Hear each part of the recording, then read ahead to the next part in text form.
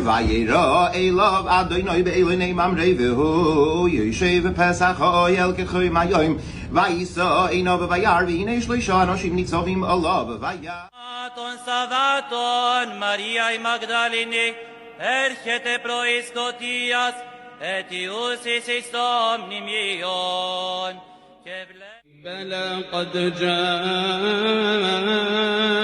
آياتي فكذبت بها بلى قد جاءتك آياتي فكذبت بها واستكبرت وكنت من الكافرين.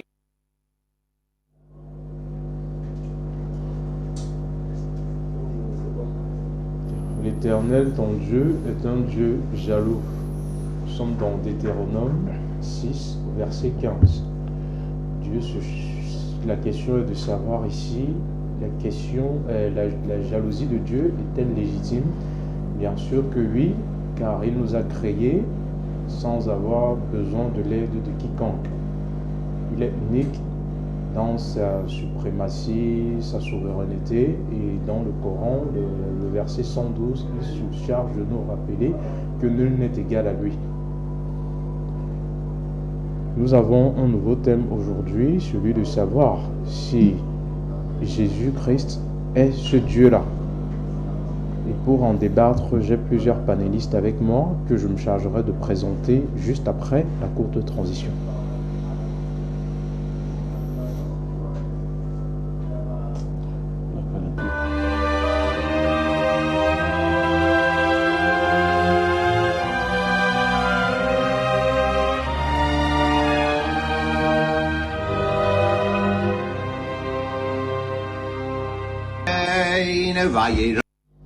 Mesdames et messieurs, bonsoir et bienvenue sur votre émission Message unique. Nous tenons une fois de plus à vous remercier car grâce à vous, cette émission est en train de devenir culte.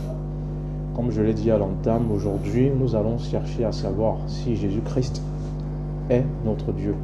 Et pour en parler, j'ai près de moi des panélistes qui ont une fois de plus accepté être des nôtres aujourd'hui. Je vais commencer par le premier qui est le prophète Moïse qui a voulu être des nôtres aujourd'hui, à qui nous disons bonsoir et bienvenue sur les plateaux d'Aoussa 7. Bonsoir à tout le monde. Ok, moi je suis le frère Broda Moses. Dieu a fait de moi par sa grâce son serviteur le prophète Moïse. Donc c'est vraiment un plaisir d'être parmi vous ce soir. Ici je passe un coup de chapeau, une salutation solennelle à tous les musulmans, à tous les chrétiens, à tous les athées et à tous ceux qui croient en d'autres divinités. Donc je pense que cet échange a pour but de pouvoir ressortir la vérité et mettre à nu le mensonge. Donc moi je suis du côté des chrétiens et je crois fermement que le Seigneur Jésus-Christ est notre Seigneur et notre Dieu. Et il est le Dieu Tout-Puissant. Donc c'est lui qui a créé tout ce qui est sur la terre, ce qui existe, visible ou invisible. Donc tous les musulmans qui m'écoutent, ils doivent par cet échange aujourd'hui prêter vraiment oreille et préparer des questions. S'ils ont des réactions par la grâce de Dieu, selon que le Seigneur va nous inspirer, nous pourrons élaborer cela. Que Dieu salue. Ok, merci Pasteur Moïse. Il est important de rappeler que c'est votre première sur ce plateau. Nous vous accueillons chaleureusement et nous vous disons merci d'avoir accepté comme ça notre invitation. Et il n'est pas seul sur ce plateau, juste en face de lui, il a un brillant imam qui est prédicateur et en même temps théologien. Il a accepté une fois de plus d'être des nôtres aujourd'hui. Je dis bonsoir et bienvenue sur les plateaux d'Aoussa 7, Imam Mokhtar. Bonsoir Monsieur Daniel, tous les louanges appartiennent à Allah, Maître et Seigneur de l'univers. Nous le louons, nous implorons son secours et son pardon.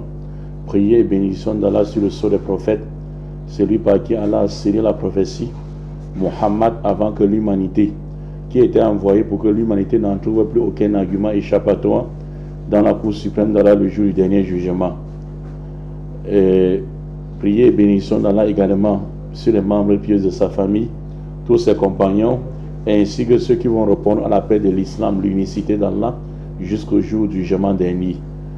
amis téléspectateurs et téléspectatrices, nous disons bonsoir, n'est-ce pas?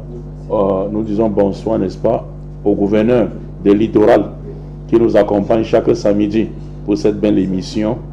Nous disons également bonsoir au directeur de la télévision Aoussa 7 qui ménage tous ses efforts pour que cette émission, n'est-ce pas, soit vue par vous à la maison. Je salue également le panel et je leur donne toujours le conseil avant d'utiliser, n'est-ce pas, le fouet spirituel, ce que nous appelons le fouet spirituel. Dieu disait ceci au roi David, et d'abord commençant par le Coran, dans le Coran chapitre 12 verset 108. Allah dit Kul adi sabili ad'u ila Allah ala basira. Donc Allah dit Muhammad, moi et ceux qui me suivent, nous appelons vers Allah et nous nous basons sur le basura. Le basura, sur la traduction approximative avec la clairvoyance ou la science. Et ce conseil était également donné à la Bible, n'est-ce pas, par les prophètes de la Bible et des sages. Par exemple, le roi David disait dans Somme, chapitre, n'est-ce pas, 119, verset 104, par tes préceptes, je suis devenu intelligent et c'est pourquoi je hais toute voix de mensonge. Et il faut que notre plateau soit un plateau de vérité. Et ici, Esaïe disait, dans Esaïe 28, verset 9 à 10, à qui veut-on enseigner, n'est-ce pas, la sagesse?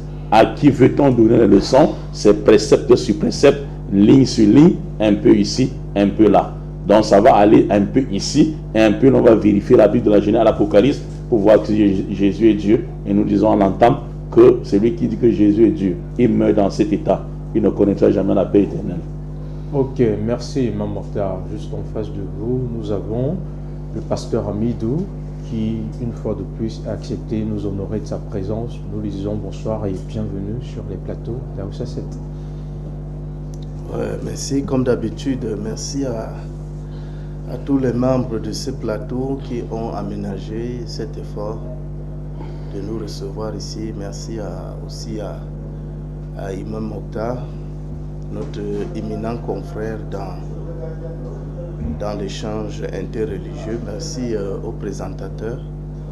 Et je suis toujours honoré qu'on me reçoive ici. Et bon, je pense que dans les édifications que nous allons apporter par rapport aux Écritures, nous allons voir si Imam Mokhtar s'est trompé vraiment sur le sens des Écritures. Et nous sommes ici pour l'édifier afin qu'ils comprennent ce qu'on appelle le sens des Écritures. Les Écritures, il ne faut pas les lire, les regarder, mais ce qui paraît, c'est-à-dire au-delà des Écritures, qu'est-ce que ça signifie? Bon, je pense que s'il n'a pas cette notion, il aura beaucoup de choses qui vont lui manquer. Et c'est pour ça qu'on est là avec mon confrère qui est là à côté de moi. Bon, sans plus tarder, je pense que les auditeurs et tous ceux qui sont ici présents nous écoutent. Merci. Ok, merci Pasteur Amidou pour cette entame. Et déjà, il est important de rappeler aux téléspectateurs que l'émission est interactive. Comme ça, ils ont les numéros affichés à l'écran sur lesquels ils pourront réagir. Bon, d'entrée de jeu, je vais poser les bases. Vous savez déjà comment ça se passe, le principe de l'émission. On aura un échange qui sera fait. Chacun aura un temps de parole de 5 minutes. Et si durant les 5 minutes, l'un des panélistes est interrompu par l'autre, 1 minute lui sera retranchée pour être ajoutée au temps de parole de l'autre. Comme ce thème vous tient tellement à cœur, je vais commencer par vous, le pasteur Amidou. Jésus est-il Dieu pour vous? Si oui, qu'est-ce que vous pouvez dire à tous ces téléspectateurs qui nous regardent dans le monde entier? Déjà, merci pour cette question. Pour nous chrétiens, la personne de Jésus-Christ est Dieu lui-même. C'est Dieu lui-même qui s'est présenté sous la forme humaine. Il faut que ceux qui nous écoutent, ceux qui nous regardent, comprennent cela. Que le Dieu créateur des cieux et de la terre qui nous a tous créés, c'est Jésus-Christ. Alors, les Écritures disent ici que Dieu est esprit. Dieu n'est pas le nom de quelqu'un. Un esprit n'est pas quelque chose de matériel. Ce n'est pas quelque chose qu'on peut voir, qu'on peut toucher, qu'on peut palper. Mais, alors, si quelque chose existe dans cet état, qu'est-ce qui peut l'identifier? Qu'est-ce qui peut nous donner une référence afin que nous comprenions qui est cet esprit immatériel, invisible? Alors, voilà pourquoi Dieu se révèle. On appelle ça la révélation, c'est-à-dire il est caché, mais maintenant pour le voir, il faut qu'il se révèle. Il se révèle en la personne de Jésus-Christ. Alors, les Écritures sont là. Il suffit juste de les lire. Nous allons lire Jean 1. L'apôtre Jean a eu la révélation. C'est-à-dire, ça, la révélation est quelque chose de céleste. Il a dit au commencement. C'est-à-dire, avant, quand on parle du commencement ici, c'est le début de la création. C'est ça qu'on appelle le commencement, le début de tout.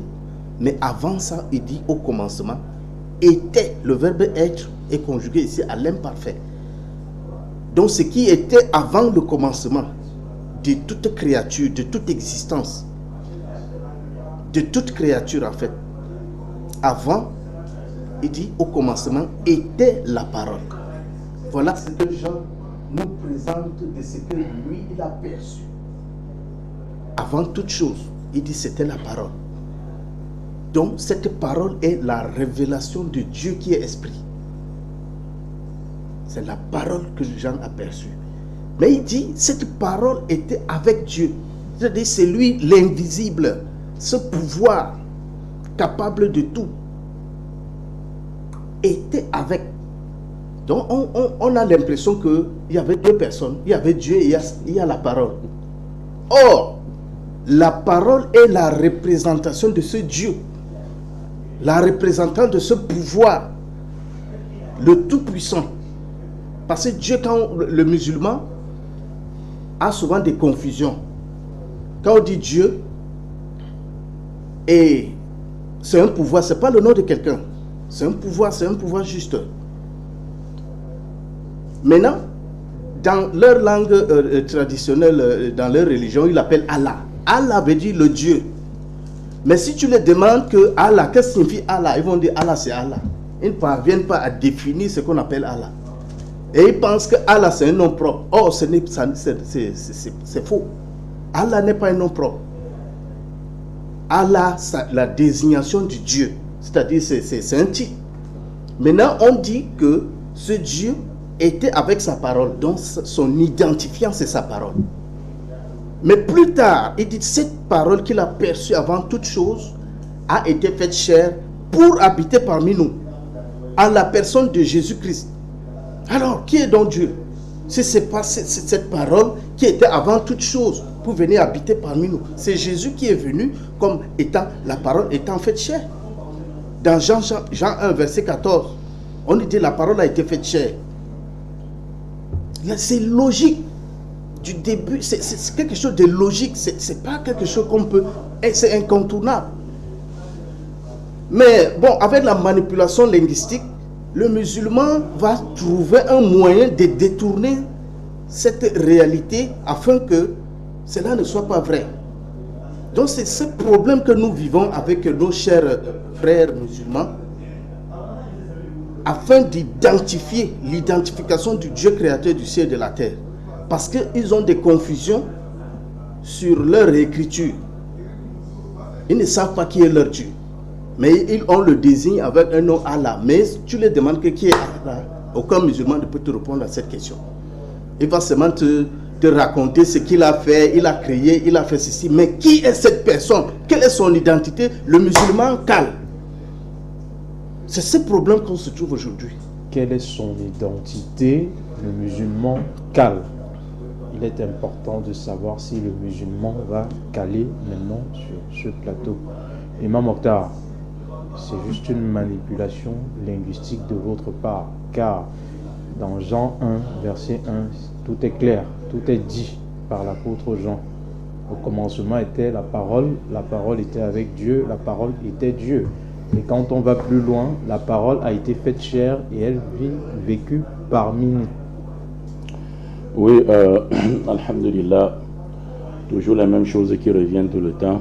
Et je veux que on augmente le niveau du débat. J'avais voulu que vous donniez peut-être la parole à l'autre pasteur pour qu'il puisse s'exprimer, pour donner un argument qui sera solide.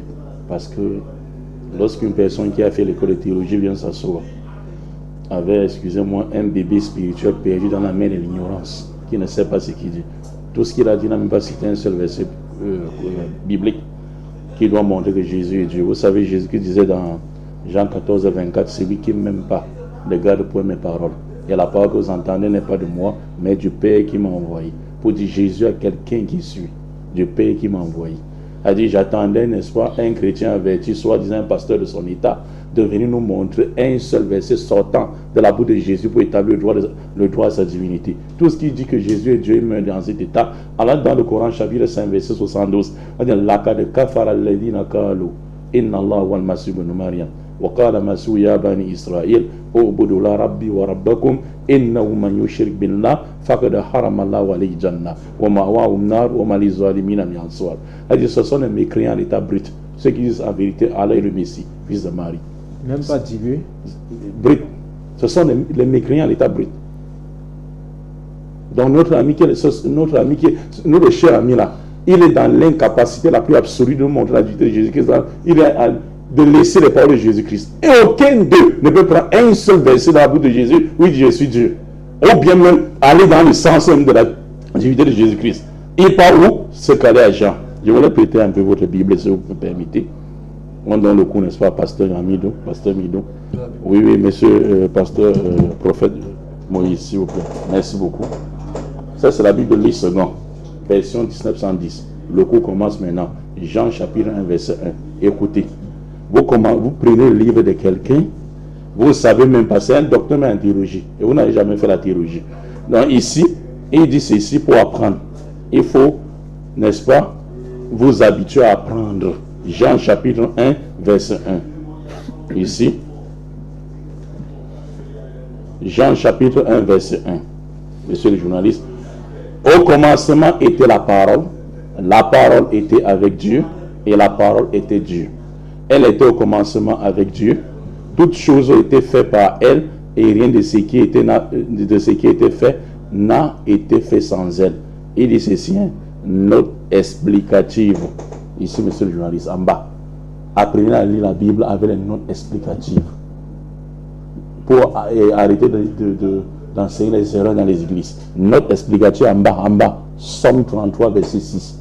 Il dit, pour comprendre la parole, ne restez pas, c'est Jésus qui t'a enseigné. Jean t'enseigne, il dit, va à Somme 33, verset 6 à 9 pour comprendre ce que c'est que la parole. Moi qui suis les Écritures, qui a fait théologie comme docteur en théologie ici, j'ai fait comment? Je vais où lui-même me guide.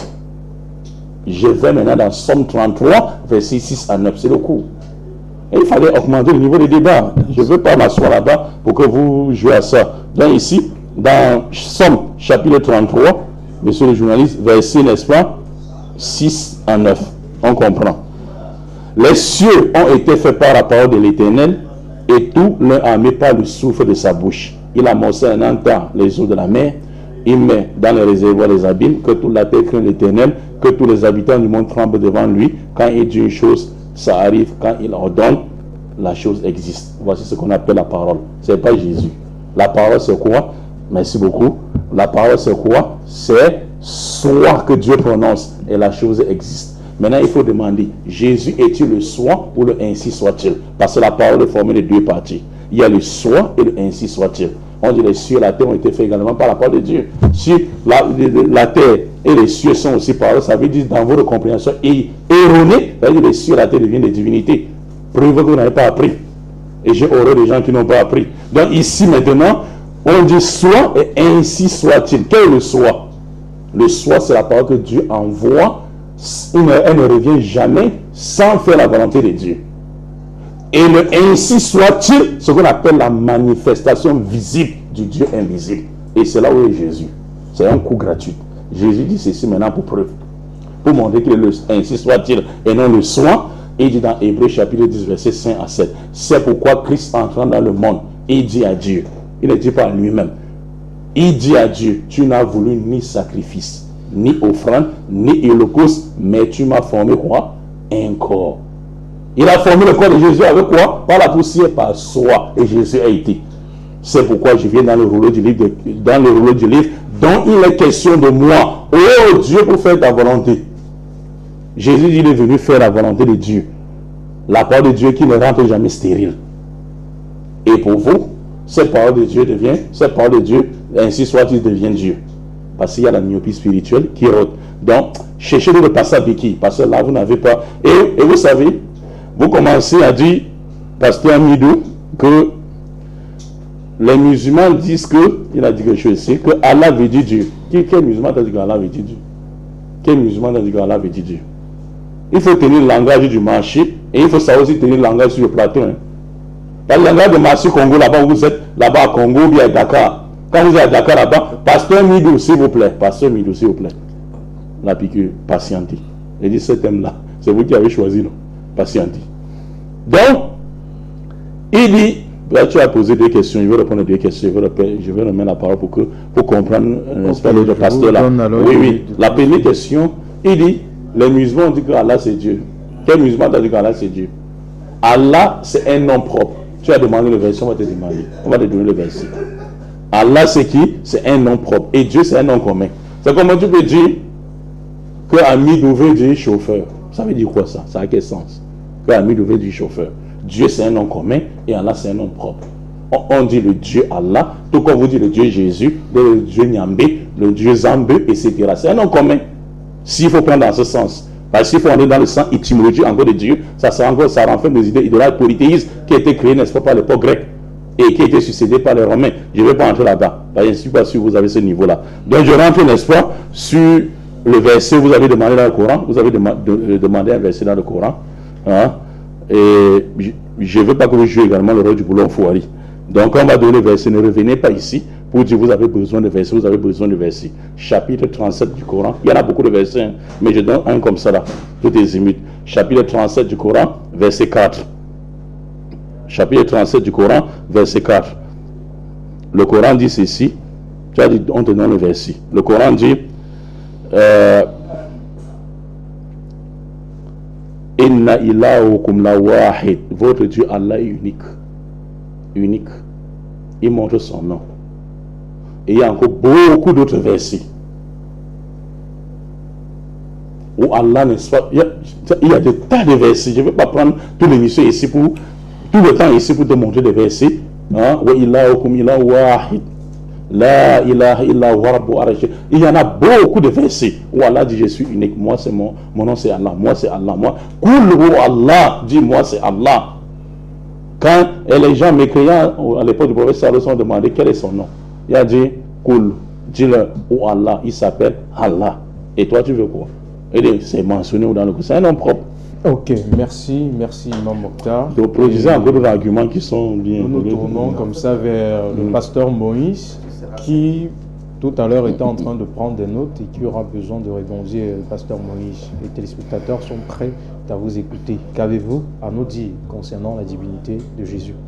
Ok, gloire à Jésus. Bon, vous savez, il y a une différence entre lire et comprendre ce que tu lis. Tout le monde peut lire, mais la compréhension là, c'est Dieu qui la donne. Ok. Puisque nous parlons là de la spiritualité, il faut vraiment... Il y a la lecture dans le sens littéraire qui te donne une compréhension qui pourrait être différente de la compréhension donnée par la révélation.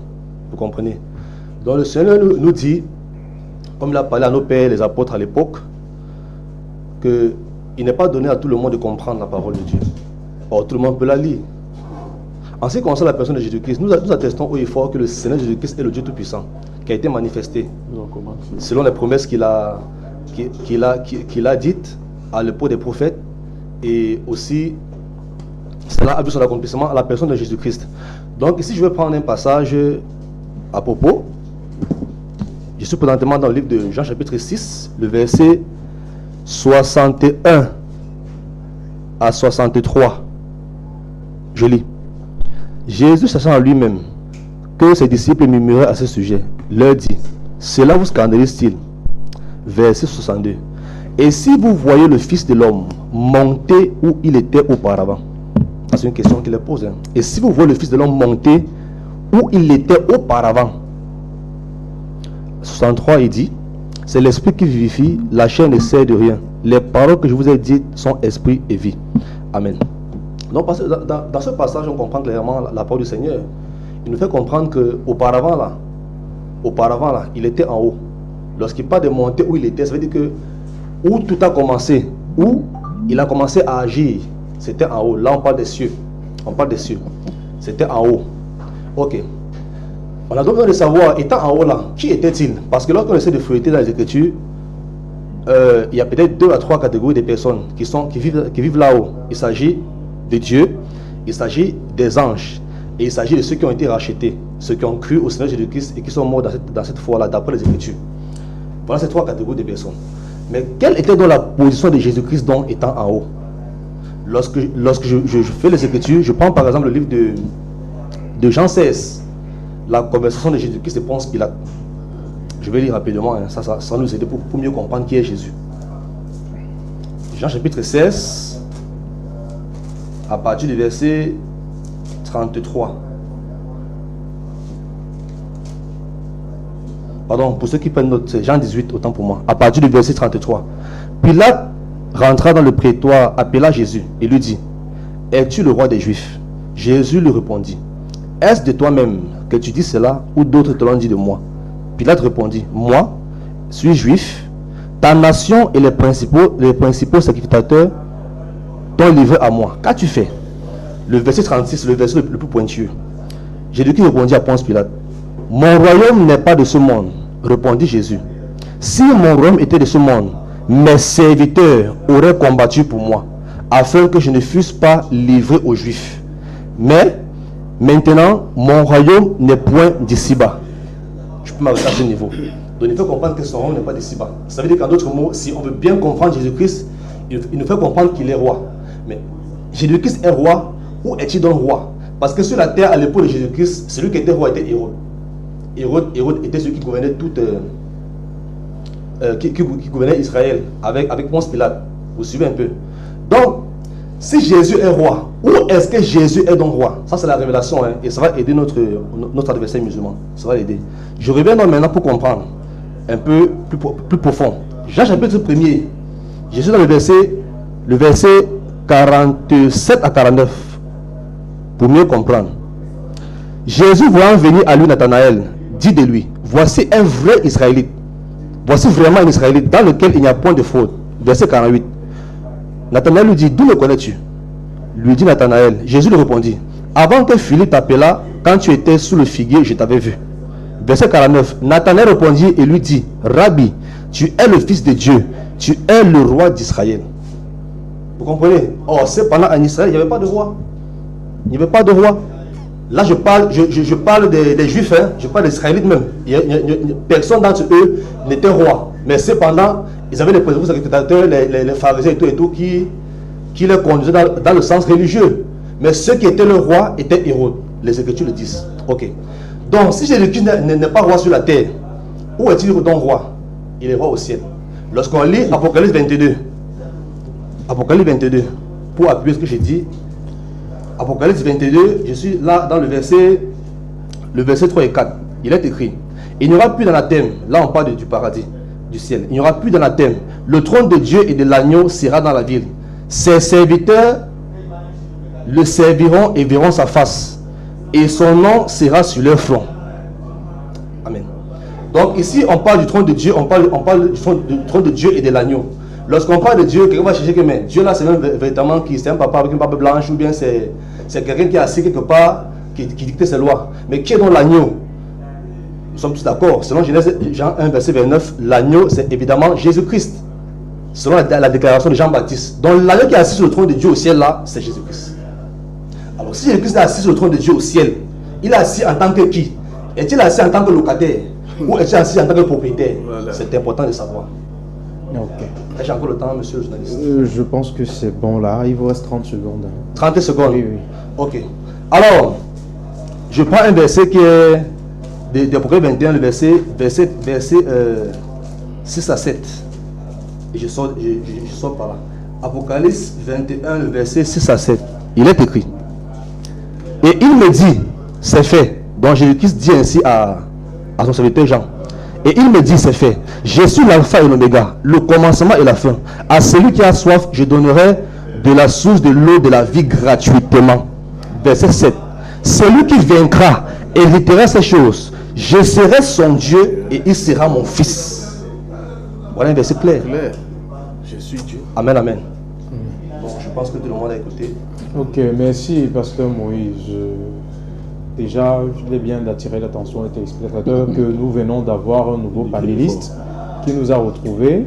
Il s'agit du pasteur Eric Timba qui vient d'arriver. Nous lui disons bonsoir, bienvenue. Nous n'aurons plus le temps de prendre son mot de bienvenue parce que là, il a déjà eu à écouter les différents panélistes qui ont intervenu juste avant lui. Et maintenant, il est temps de lui passer la parole pour rebondir par rapport à ce qui a été dit au moment où il arrivait. Ok, merci déjà, monsieur le journaliste. Je salue déjà tout le panel et tous ceux qui nous regardent à la télé. Donc, à suivre ce que le frère Moïse vient de dire, ce que j'ai pu entendre, c'est de parler du roi. Jésus, il présente Jésus comme un roi. Ça, nous ne le faisons pas. Qui n'est pas de ce monde. Le thème, est-ce que Jésus est-il Dieu?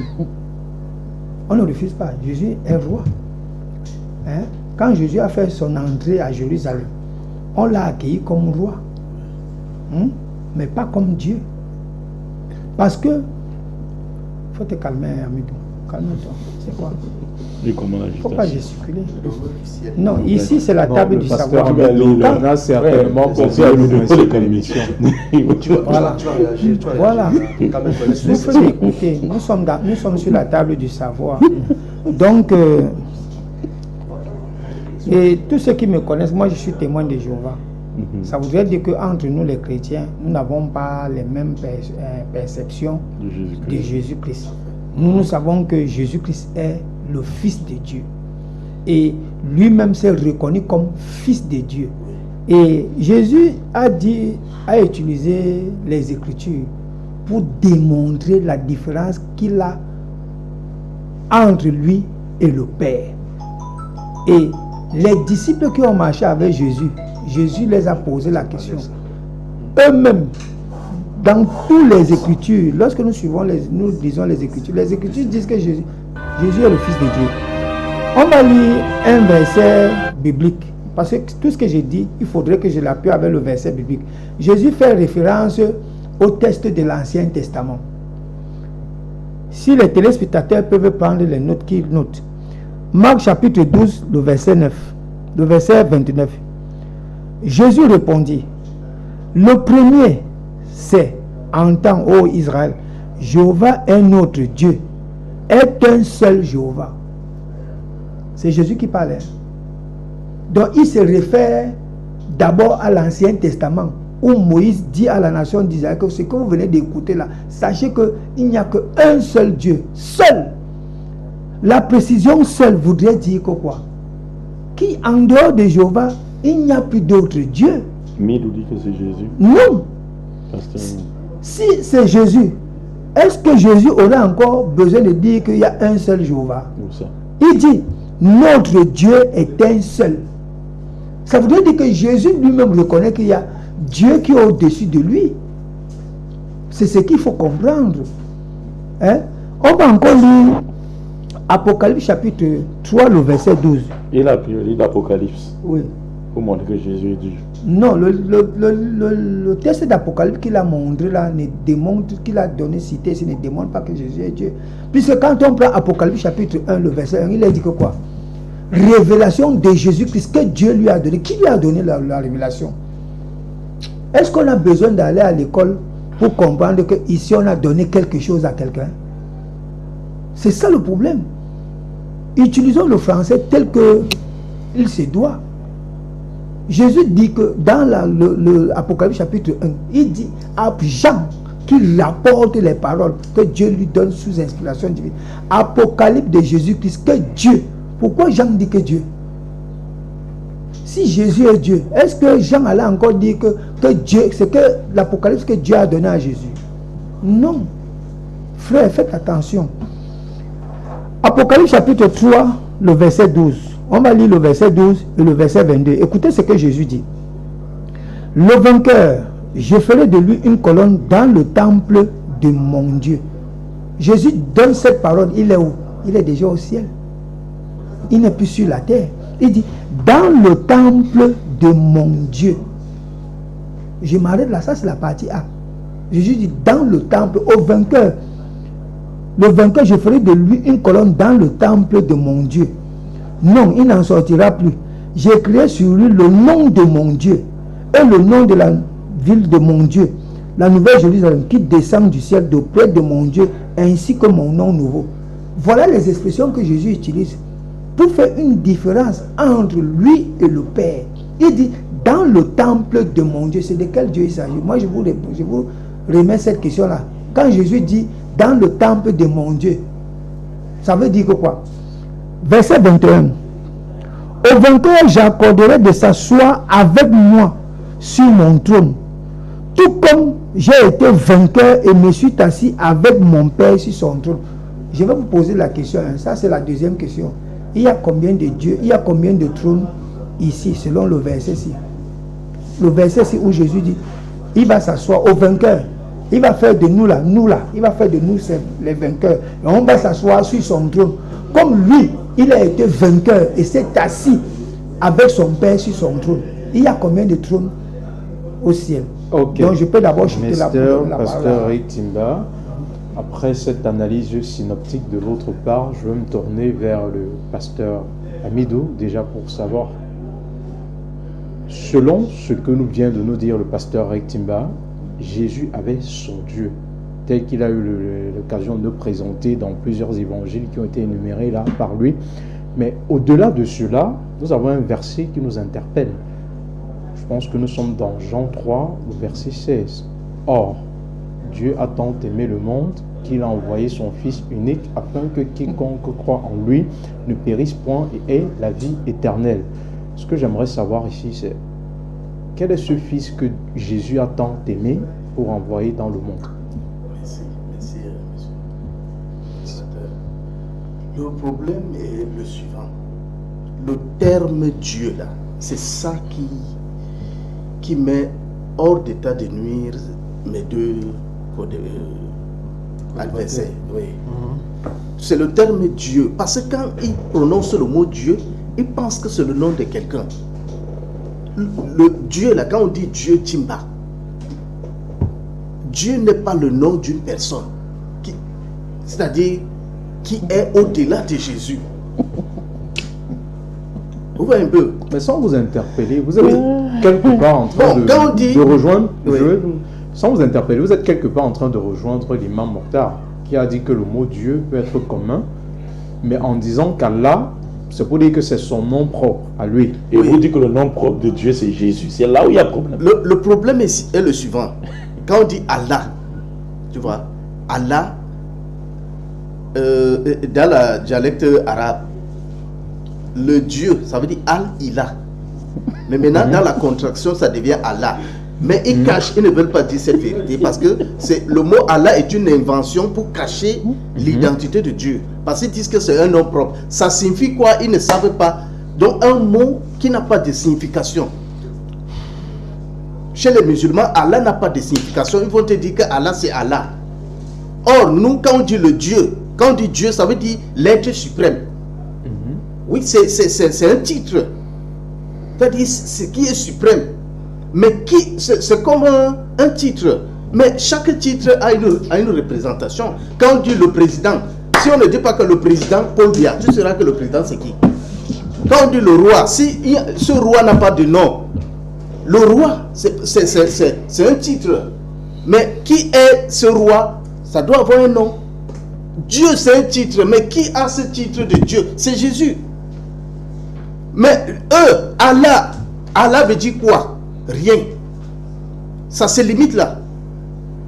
Voilà ce terme, le terme Dieu là, c'est un pouvoir, c'est un titre. Mais il faut qu'il y ait quelqu'un assis sur ce titre, sur ce pouvoir.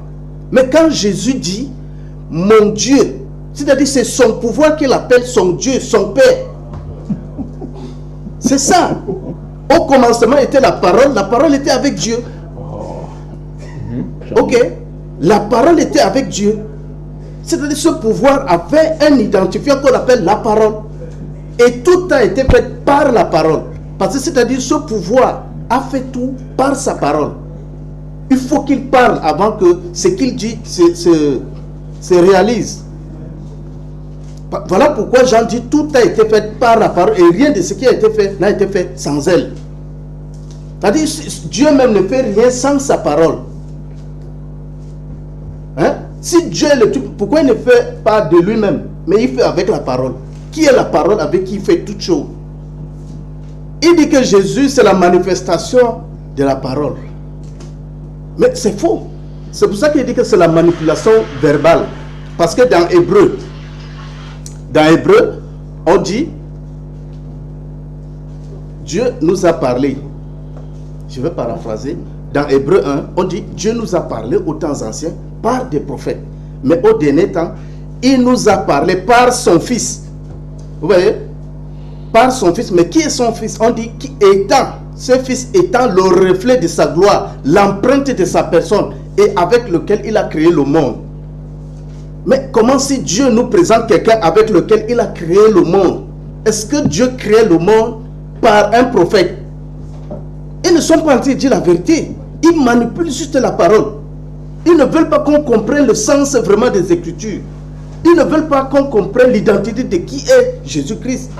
On dit le Christ de Dieu. Jésus est le Christ de Dieu. C'est-à-dire être Christ de quelqu'un, c'est-à-dire l'identité même de la personne. Et c'est ce qui est dit dans Hébreu. Il est le reflet de sa gloire, l'empreinte de sa personne. Comment des gens peuvent venir s'asseoir dire ici que non, Jésus n'est pas, il se moque des gens. C'est une manipulation. Ils doivent être honnêtes. On présente, Jésus même se dit, je suis sorti du Père. Si vous me connaissez, vous connaîtrez aussi mon Père. Et dès maintenant, vous le connaissez et vous l'avez vu. Il faut qu'il dise quoi pour dire qu'il est Dieu? Mais soyons sérieux. C'est le français, parlons français. Et puis il faut comprendre les phrases telles que c'est. Ne cherchez pas à contourner pour dire que tu prends un autre exemple, tu peux pour venir lapider ce qui est vrai. C'est pour ça qu'il dit que ce n'est que la manipulation qu'ils vont utiliser ici. Quand celui-ci, mon frère dit que assis sur le trône de Dieu, il pense que le trône de Dieu, là, c'est-à-dire il y a un Dieu qui s'appelle Dieu et que Jésus est assis sur son pouvoir. Non. Être assis sur le trône de mon Dieu, c'est-à-dire le pouvoir qu'on appelle Dieu là, je suis dedans. C'est moi qui détiens ce pouvoir. Ils ne comprennent pas. La vérité, on ne la cache pas. Cela serait être quelque chose d'assez évident venant de la part du pasteur Amidou qui, au travers des versets, a été on ne peut plus clair pour attirer notre attention et nous faire comprendre, ainsi que tous les spectateurs qui nous écoutent, que en réalité, il y a Dieu et Jésus là. Si on voudrait parler des choses, il faudrait les réunir parce qu'il s'agit en réalité d'une et une seule personne, parce que c'est Jésus qui a montré qui était ce Dieu qu'on ne connaît pas, selon le pasteur Amidou. Merci. Maintenant, j'ai aussi essayé de pousser les recherches un peu plus loin concernant ce que vous étiez en train de dire sur le plateau, puisque le but de cette émission est d'éclairer les nombreux téléspectateurs qui nous écoutent. J'ai aussi su par là que les chrétiens qui sont arabes, dans leur Bible aussi, le nom de Dieu c'est Allah.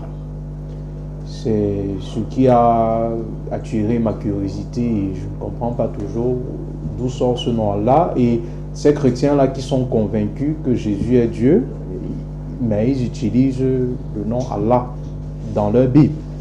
Et vous pouvez aussi vérifier ça. Maintenant, pasteur Moïse... C'est ce côté-ci. S'il vous plaît, c'est ce côté. Pasteur Moïse. Il a parlé, tu ne peux pas, il a parlé, on ne peut pas. Avec j'aurais 10 minutes. Je sais.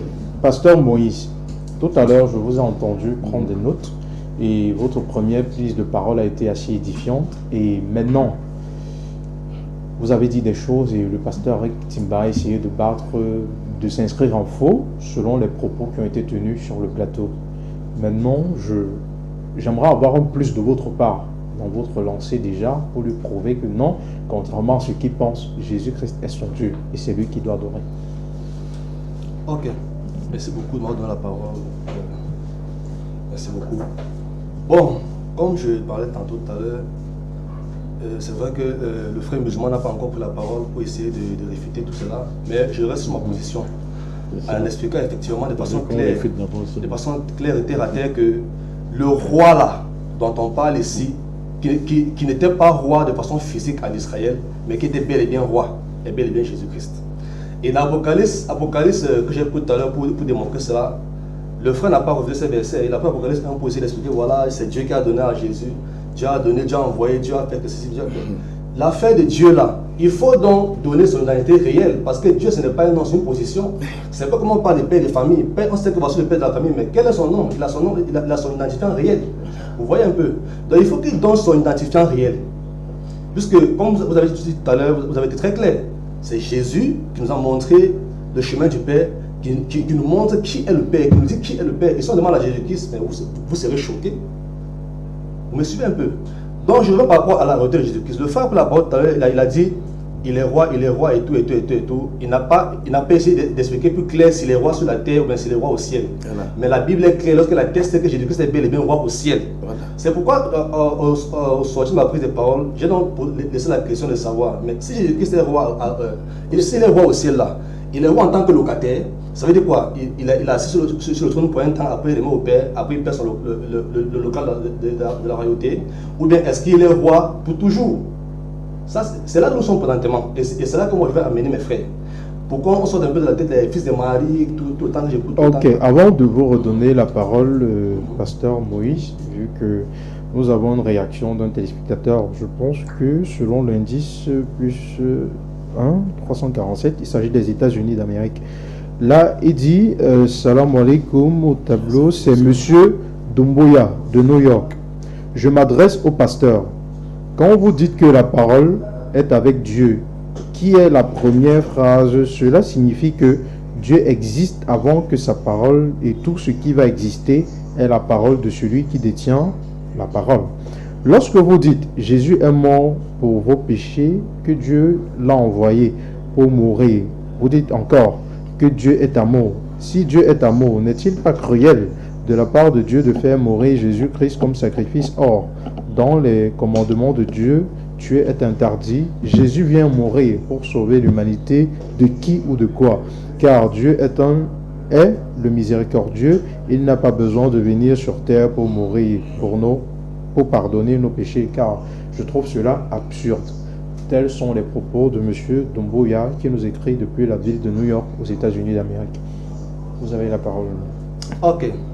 Donc jusqu'à l'heure présente, en attendant que l'imam Mokhtar prenne la parole, je pense que l'écriture était claire comme j'ai lu. J'ai dit que c'était roi.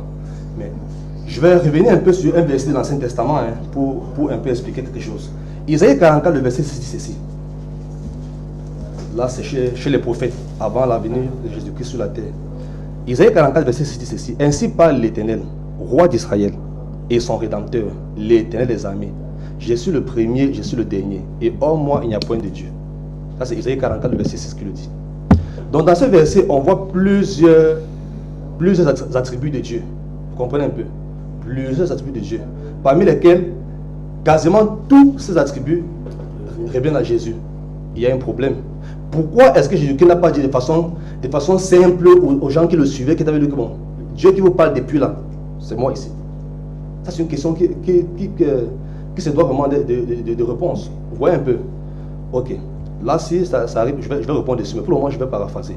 Donc, à ce niveau déjà, n'est-ce pas, on se rend compte que c'est lui qui a donné la prophétie à Isaïe ici, le prophète de Dieu, disant que les rois d'Israël reçoit également cette même attribut des rois d'Israël à l'époque de Jésus.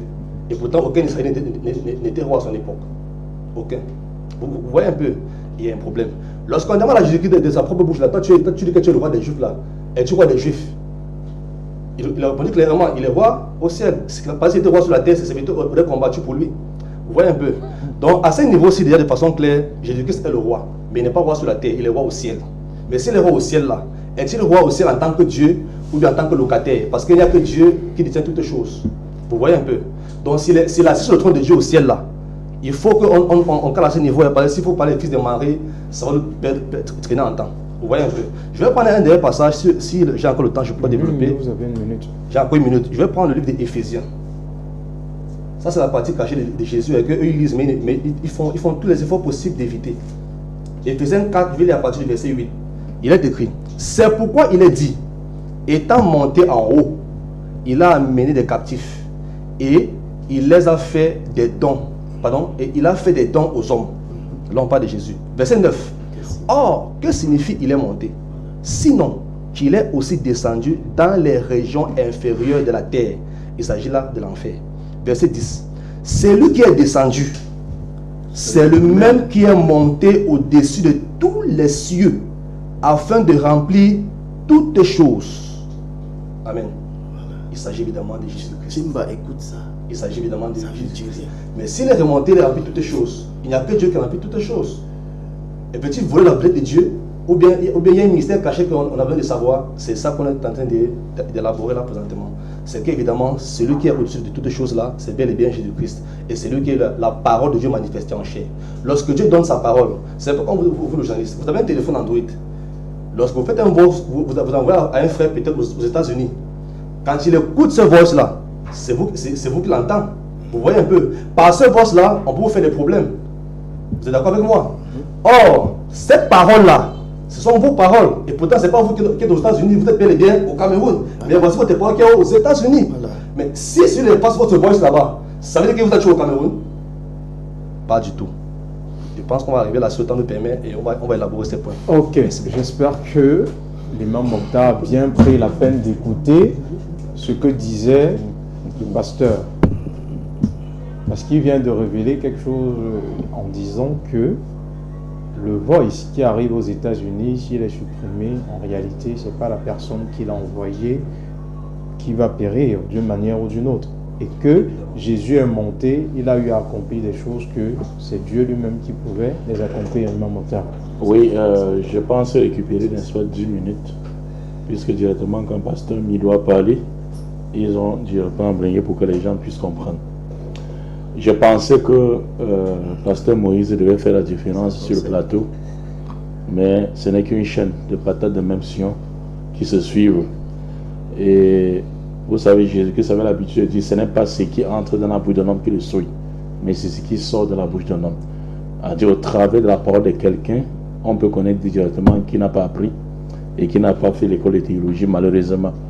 J'ai demandé plusieurs fois ici les pasteurs qui ont fait théologie, mais ce n'est que les mêmes gens, n'est-ce pas, qui s'alignent sur le plateau. Bienvenue, pasteur Moïse, à la table de savoir. Vous allez beaucoup étudier. Vous ne pouvez pas ouvrir la Bible et vous lisez la Bible, pensez, vous connaissez quelque chose. Je pensais vous écouter, vous devez faire la différence avec le pasteur Amido. Vous avez commencé par dire Jean chapitre 6, verset 61 à 63, pour montrer que Jésus est Dieu. Le premier coup que vous devez comprendre est que Jean n'a jamais écrit son évangile pour présenter Jésus-Christ comme Dieu. Notez d'abord ça. Tu ne trouveras pas dans le 21 chapitre de l'évangile de Jean où il a présenté Jésus comme Dieu. Lui-même Jean. Jean chapitre 30 verset 31, et de toutes ces choses vous ont été écrites afin que vous croyiez que Jésus est le Christ. Vous avez compris? Si j'ai écrit mon évangile, c'est vous présenter que Jésus est le Christ. Christ, Christos en grec, Machia en hébreu, le Melech en Machia en araméen, Al-Masiro qui vient du verbe Masaha en arabe, oindre. Celui que Dieu a oint, il a envoyé dans le monde. C'est ça que tous les dictionnaires chrétiens, que ce soit Nouvelle Édition Emmaüs, que ce soit n'est-ce pas, les petits dictionnaires ici catholiques, que ce soit, n'est-ce pas, la Bible, la traduction ici même en hébreu, tout. Donc, le débat, vraiment, c'est très fragile sur la table du savoir. Il faut qu'augmentons, n'est-ce pas, le niveau. Donc ici, toutes ces choses que j'ai écrites, c'est pour montrer que Jésus est Dieu. et Jésus, le Christ plutôt, veux-tu, n'est-ce pas, dans ce même évangile, trouver un passage où Jésus dit, je suis Dieu? Non, vous n'avez pas compris. Vous avez pris le verset 61, vous avez sauté 62 à 63. Pourquoi? Parce que vous esquivez la guidance. Le verset 62 dit ceci, on dit, Jésus dit, je me dois ici de lire pour les gens, le même chapitre que le monsieur a lu, verset, n'est-ce pas, 62, que vous avez esquivé, malheureusement. On dit, et si vous croyez le Fils de l'homme monter où il était auparavant. Le Fils de qui? De l'homme. Nombre chapitre 23, verset 19. Dieu n'est point un homme pour mentir, ni le Fils de l'homme pour se repentir. Donc on peut montrer que ce n'est pas Dieu d'abord. Pourquoi on dit qu'il était là-bas? Le prophète Mohammed sallallahu alayhi wa sallam nous a spécifié qu'avant qu'on vienne sur terre, nous tous nous étions là-bas, avant de venir ici. Il pense que être là-bas, ça veut dire tu es Dieu. Automatiquement, Jérémie devient Dieu. Jérémie chapitre 1, verset 4 à 5. Dieu dit Fils de l'homme. Avant que tu sois dans le ventre de ta mère, je te connaissais. Et je t'avais déjà établi prophète des nations. Dieu l'a établi où? C'était au ciel. Avant Adam. Avant que tu sois dans le sein de ta mère. On dit avant qu'il soit dans le ventre de sa mère, il était où? Attends, Pasteur Mido. Pasteur Mido, parle, s'il vous plaît. Pasteur, ça commence. Avant que tu sois dans le ventre de ta mère, je te connaissais. Et je t'avais déjà établi prophète des nations. Par comment Dieu connaissait-il Jérémie avant qu'il soit dans le ventre de sa mère? Par comment il avait déjà établi prophète des nations avant qu'il soit dans le ventre de sa mère? Vous lisez les Écritures, vous n'avez pas l'Esprit Saint. Vous n'avez pas l'Esprit Saint. Maintenant, on continue. Il dit ceci. Il dit le terme roi, parce que ça le préoccupe. Maintenant, on va enseigner. Le problème est que, connaissez-vous le mot roi en hébreu? Roi. Parce que la Bible a été écrite en 3 langues. L'hébreu, l'araméen et le grec. Connaissez-vous le mot roi en hébreu? Parce que vous lisez la Bible en français. C'est ça votre problème. Le terme roi en hébreu, c'est Melek ou Mulk en arabe. Melek a plusieurs sens. Et on va enseigner maintenant le terme roi. Vous allez poser cette question. Écoutez, Melek. Malak ou Melek, ça a beaucoup de sens en hébreu. Ici, ça veut dire norme, règle. Ça veut dire également conseiller. Ça veut dire également maître. Ça veut dire également royauté d'Israël. Ça veut dire également, vous avez vu les rois Saoul et les autres. Ça veut dire également élection du roi. Ça veut dire enfin, là où est Jésus-Christ, que tu n'as pas compris, ça veut dire, n'est-ce pas, l'onction royale. Quand Jésus dit, je suis roi au ciel, mes serviteurs devaient combattre pour moi, c'est parce que Jésus a eu l'onction venant du ciel. Il a eu ça. Où? Matthieu chapitre 3, verset 16 à 17. Sous le Jourdain étant en train de baptiser par Jean, Dieu part du ciel. Il dit, celui-ci est mon fils bien-aimé, qui a toute ma faveur, écoutez-le. Voilà où il a eu l'onction. Il est devenu Machia. Son nom était Jésus. Ce jour devient qui? Jésus-Christ. Machia, il a eu l'onction du roi venant du ciel. C'est pour ça qu'il dit, je viens du ciel. Ça ne veut pas dire comme il vient du ciel, il devient Dieu. Maintenant, s'il devient Dieu, posez-toi la question, pasteur Moïse. Quelle est la différence entre le Dieu qui parle et le Dieu Jésus qui s'est fait en train de se faire baptiser? Donc Dieu parle au Dieu du ciel. Vous pensez comment? Vous pensez comment? Donc Dieu étant au ciel, il parle au Dieu de la terre. Donc, en même temps, Jésus est Dieu et il se fait baptiser. Selon vous, en même temps, Jésus parle au ciel. Si ce n'est pas un coup-ci-coup cérébral, excusez-moi le terme, pasteur Mido. C'est-à-dire Dieu du ciel parle au Dieu de la terre. Il a compris le Dieu. Pasteur Mido a dit un jour que c'était l'esprit qui parle au corps. Regardez-moi ça. Ton même esprit parle au même corps. Non, c'est ce jour qu'on lance le Malak. Tous les rois associés à Jésus, c'est à ce jour de Matthieu 3, verset 16 à 17. Et là, vous pouvez en sortir dans ce débat. Il a une l'onction royale. C'est ça le terme, le sens du terme Malak ou Melek du verset que vous avez lu. Jusqu'à maintenant, ils n'ont répondu aucune question. Ils vont là-bas, ils rentrent à gauche. Où Jésus-Christ a-t-il dit je suis Dieu? Ou bien, un passage même qui fait allusion. Vous venez avec des passages qui sont fragiles. Et il dit maintenant Apocalypse. S'il vous plaît, à un moment donné, avancez, Apocalypse chapitre 1, verset 1. Révélation de Jésus-Christ que Dieu lui a donné. Qui se révèle? Qui se révèle. Révélation de Jésus-Christ que Dieu lui a donné. Oui, qui se révèle. Donc quand Dieu lui donne quelque chose, tu deviens Dieu. Mais donc c'est ça ton français. Qui se révèle? C'est Dieu ou c'est Jésus qui se révèle? Que Dieu lui a donné. Pasteur Moudou, quel est le Dieu qui a donné à Jésus, s'il vous plaît? 30 secondes. Mais le Dieu qui a donné à Jésus, c'est qui? Mais il a dit que le Dieu là, c'est lui-même, non? Oh. Quand on lui a dit que montre-nous ton Père, il a montré qui? Il a montré où? Quand Philippe lui a dit montre-nous le Père, il a montré qui?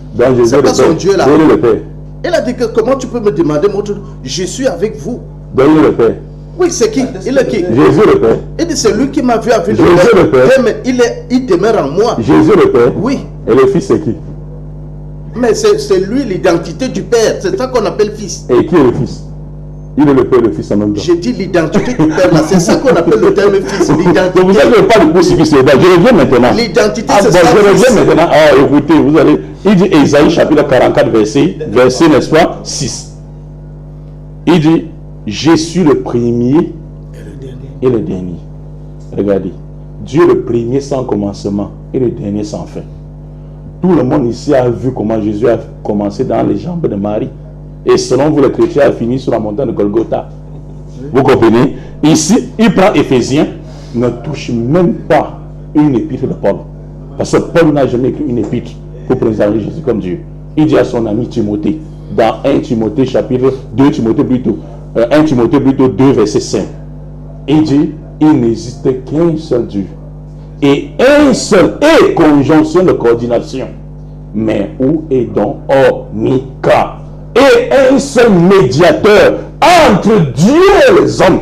Jésus-Christ, être humain. Dieu n'est pas un être humain. Nombre chapitre 11, verset, Osée chapitre 11, verset 9. Je suis Dieu et non un homme. Tout ce qui est cher, corrompu depuis le jardin d'Éden, ne peut pas être Dieu. Dieu vient sur, s'il vous plaît, calmez-vous. Dieu ne peut pas être un être humain, corrompu depuis le jardin d'Éden. Ce corps-là. Dieu c'est l'infini et l'être humain c'est le fini. Vous comprenez un peu. Donc maintenant, il prend Éphésiens. Éphésiens, nous allons nous lancer Éphésiens chapitre 1 verset 2. Écoutez alors Paul. Vous ignorez l'introduction carrément du livre de quelqu'un et vous allez directement pour masturber spirituellement, n'est-ce pas, sur les versets qui sont devant. Le verset 2. Que la grâce et la paix soient données de la part de Dieu notre Père et du Seigneur Jésus-Christ. Et mais c'est dans Éphésiens que vous allez trouver que Jésus est Dieu. La grâce de Dieu soit sur vous et le Seigneur Jésus-Christ. En même temps, pour vous, c'est Jésus et Dieu. Ne touchez même pas le livre de Paul. Donc maintenant, Timba, depuis qu'on a demandé, monsieur le journaliste, où Jésus-Christ a dit je suis Dieu, je vais faire comme d'habitude, je fais souvent le pasteur Matthieu, à pasteur Maurice, Matthieu chapitre 10, verset 40, en envoyant prêcher l'évangile. Celui qui vous reçoit, me reçoit. Et celui qui me reçoit, reçoit celui qui m'a envoyé. Clair comme l'eau de roche. Marc chapitre 9, verset 37. Celui qui reçoit un de ses plus petits enfants en mon nom, me reçoit. Et celui qui me reçoit, reçoit non pas moi, mais celui qui m'a envoyé. Luc chapitre 4, verset 18 à 19. Qui est une prophétie qu'on trouve dans Ésaïe 61, verset 1 à 3. L'Esprit du Seigneur est sur moi. Roi Adonai Elohim Eléa. L'Esprit de Elohim est sur moi. Il m'a envoyé pour proclamer la délivrance aux captifs, ouvrir les yeux des aveugles et rendre libres les opprimés. Il a fait comment? Il m'a envoyé. Luc chapitre 4, verset 44. Il faut que j'annonce la bonne nouvelle du royaume à d'autres vilains, car c'est pour ça que j'ai été envoyé. Jean chapitre 4, verset 34. Ma nourriture est de faire la volonté de celui qui m'a envoyé et d'accomplir ses œuvres. Jean chapitre 5, verset 24. En vérité, je vous le dis, celui qui écoute ma parole, croit à celui qui m'a envoyé à la vie éternelle. Vous ne voulez pas avoir la vie éternelle. Il ne vient pas au jugement, mais il est passé de la mort à la vie.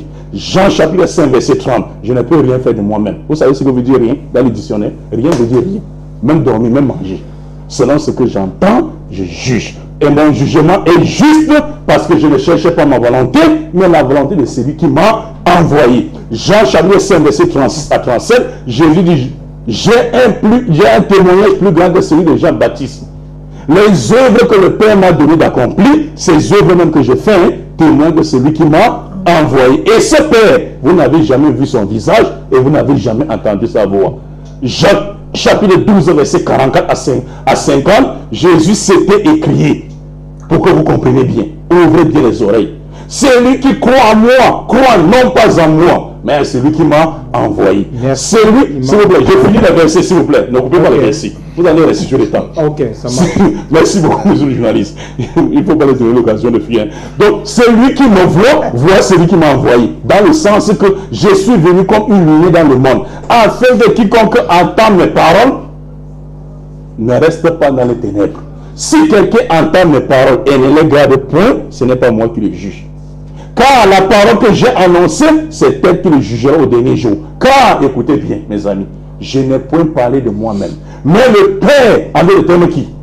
Dieu m'a donné, m'a prescrit lui-même ce que je dois dire et annoncer. C'est pour ça que je garde son commandement, parce que je sais que son commandement est la vie éternelle. C'est pourquoi les choses que je dis comme le Père me les a dites.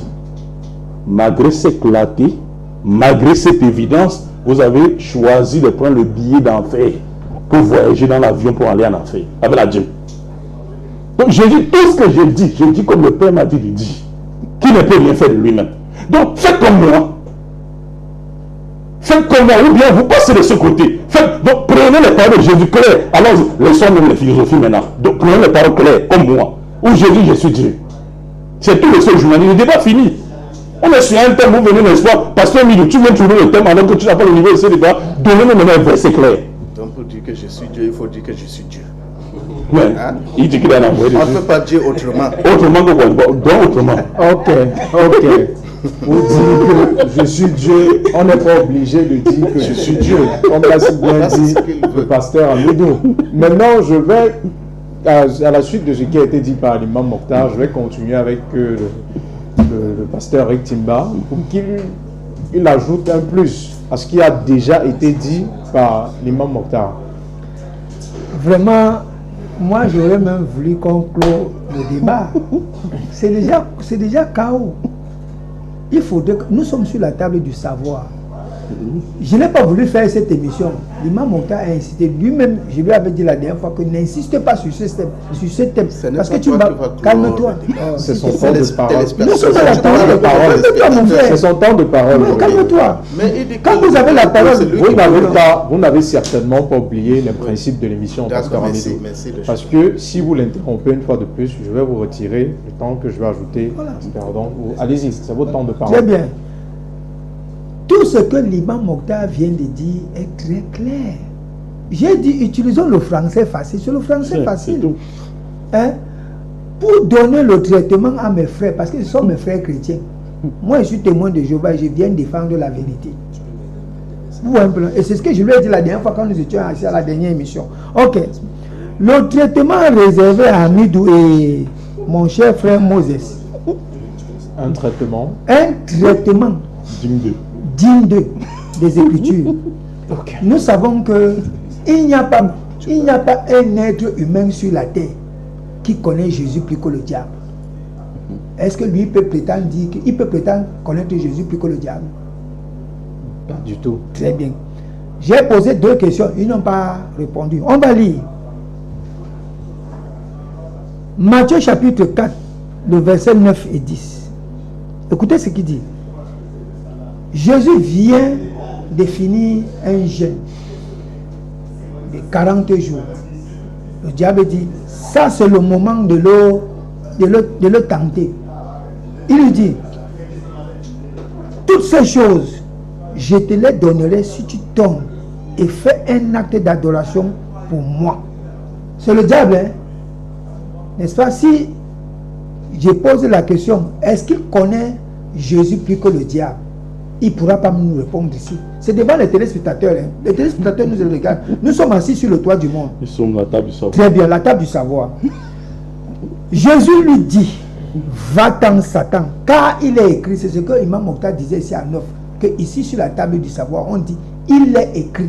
Donc Jésus le ramène Satan dans les Écritures, en lui disant, c'est Jéhovah ton Dieu que tu dois adorer. Et c'est à lui seul que tu dois offrir un service sacré. Mesdames, il faut poser la question.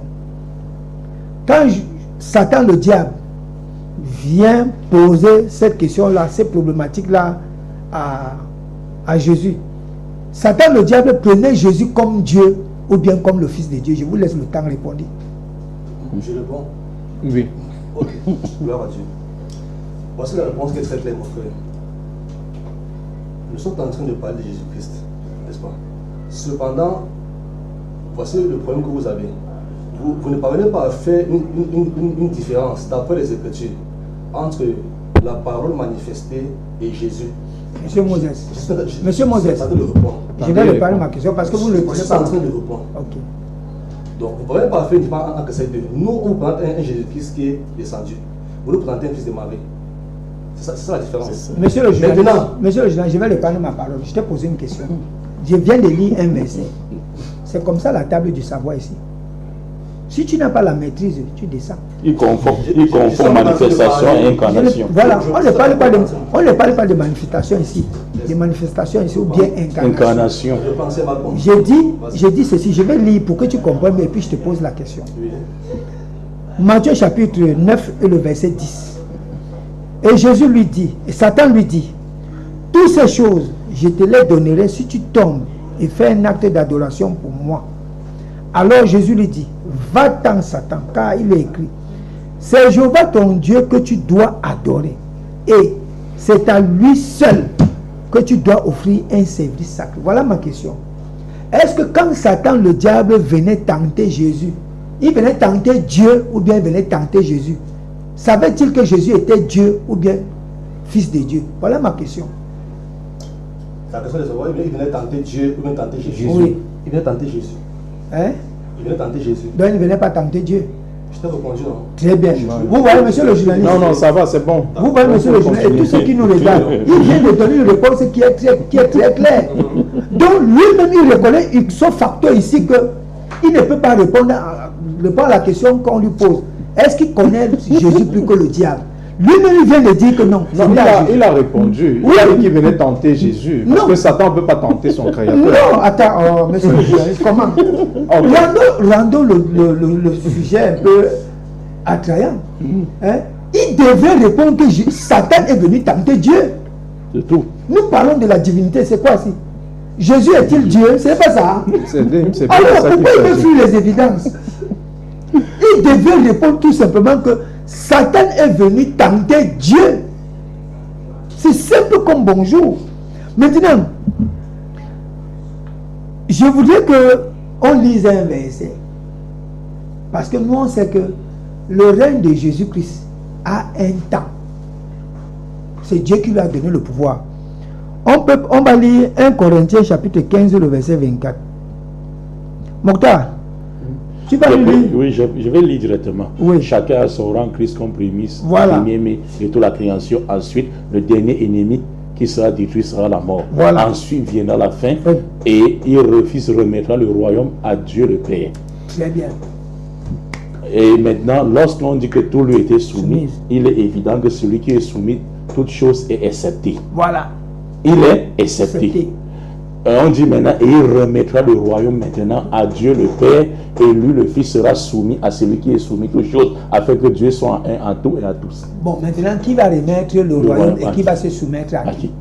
Répondez. À quel moment le royaume lui a été remis? Répondez à la question. Regarde.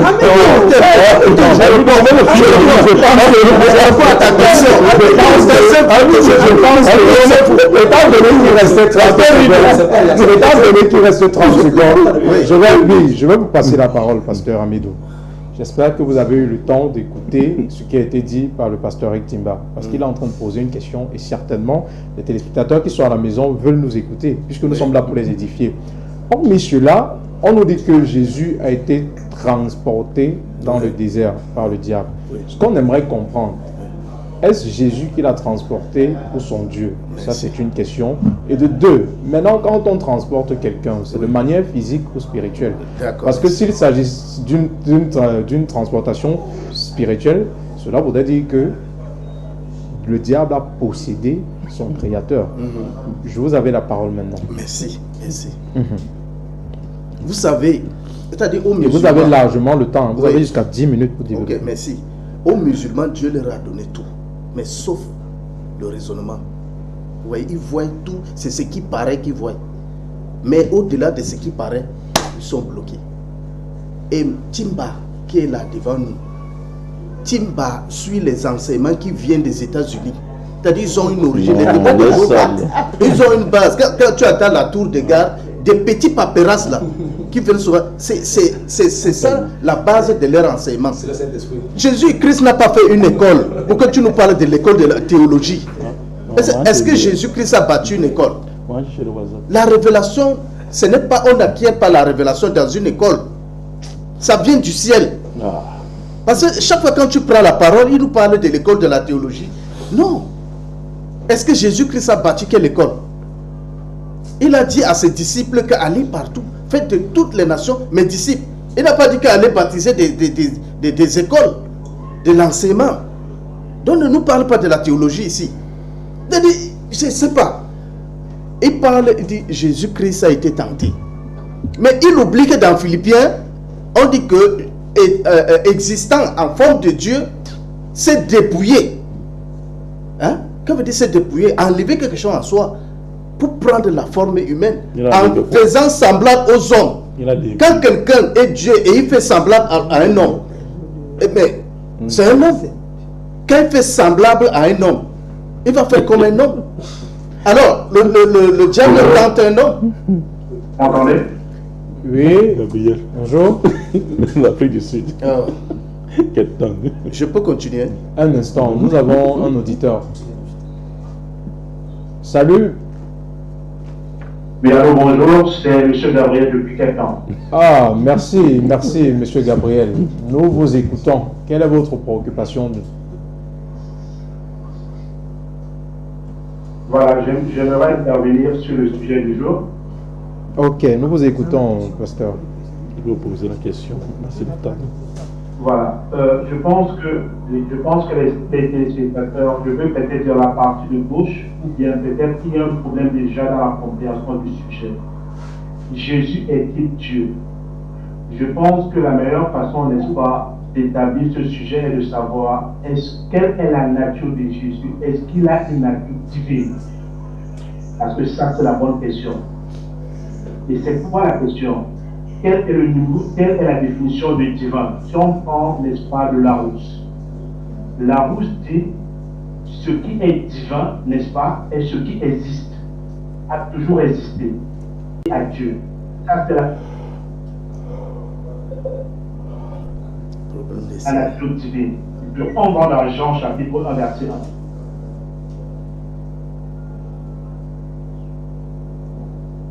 Ok, tout ça que le Testament a été écrit en grec. Quel est le mot que le mot Dieu utilisé en grec? C'est le mot théos. Ça se dit, au commencement était théos, et la parole était théos, et la parole était théos. Et pour rappeler à pasteur Timba, qui est témoin de Jéhovah, dans leur Bible, d'accord, ils ont marqué le dernier Dieu avec la lettre minuscule pour faire une différence entre Jésus qui est Dieu et Dieu le Père. Ça, c'est ce qu'ils ont fait dans la Bible des témoins de Jéhovah. Maintenant, quelle est la nature de Jésus? J'aimerais juste qu'il tourne vers le prophète Michée, parce que je pense qu'avec ce verset, le débat sera clos. Ok, nous vous écoutons. On veut justement clore le débat. Prophète Michée, chapitre 5, du verset 1 à 2.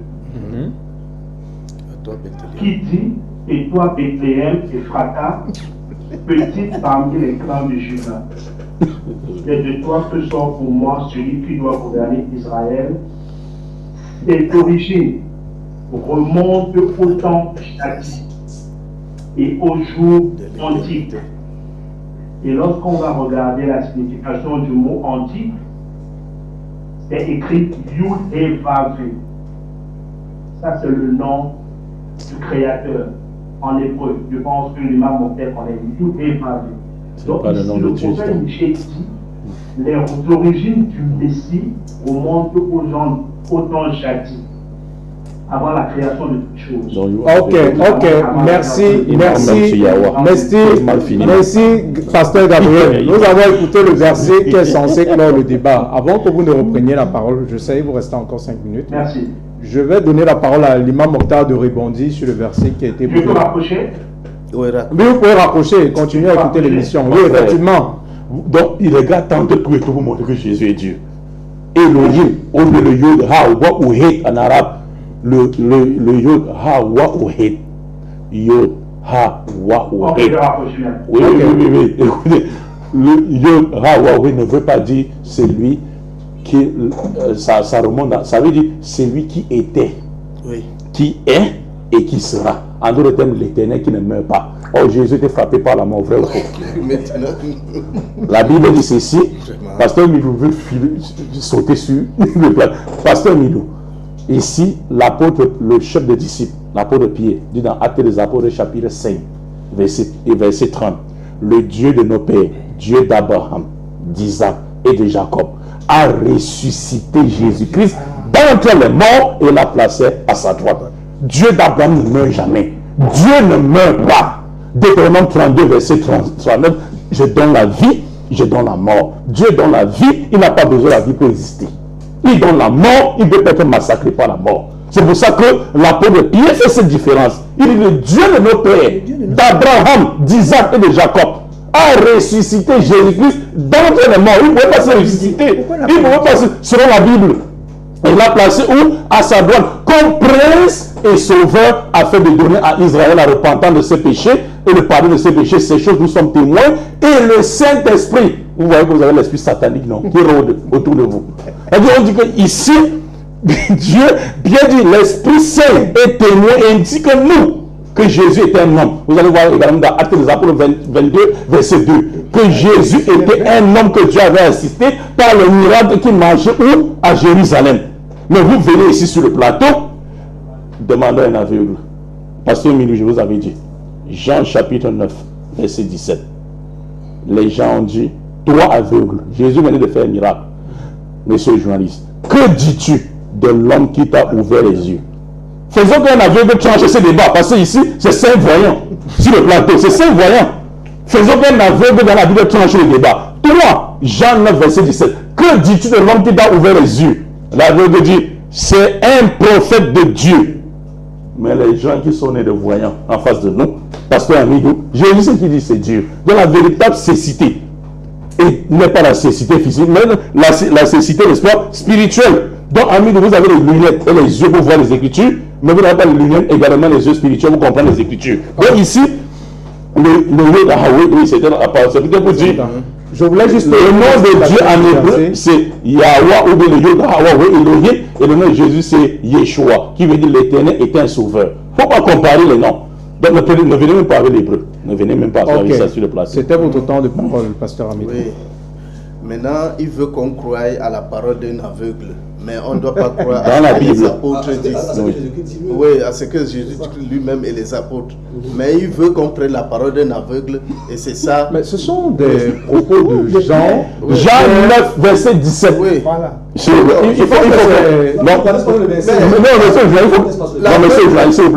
monsieur Jean doit lire le verset. C'est la table du savoir. Je vais le lire pour les téléspectateurs. Mais ça, c'est la parole d'un aveugle. Non, je dis maintenant. Le verset, ici, à partir du verset 16 jusqu'à 17. Écoutez. Verset 16 jusqu'à 17. Ok. Je l'ai écrit. Quelques-uns des pharisiens disaient donc, ce n'est pas un homme qui vient de Dieu, parce qu'il n'observe pas le sabbat. D'autres disaient, comme un homme qui est un pécheur, peut-être il a accompli des signes de ce genre. Et il y avait division parmi eux. Et ils dirent donc de nouveau à l'aveugle, toi, qui dis-tu de celui, que dis-tu de lui, puisqu'il t'a ouvert les yeux? L'homme dit, c'est un prophète. Est-ce que le débat n'est pas fini? Quel débat est fini? C'était un débat qui était là, et l'aveugle a pris. Oui.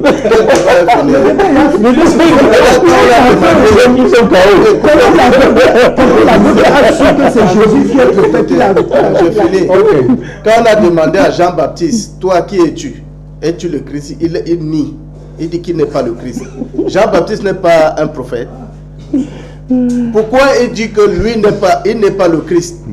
Est-ce que l'aveugle a dit qu'il est le Christ? Mais l'aveugle a dit ce qu'il pense.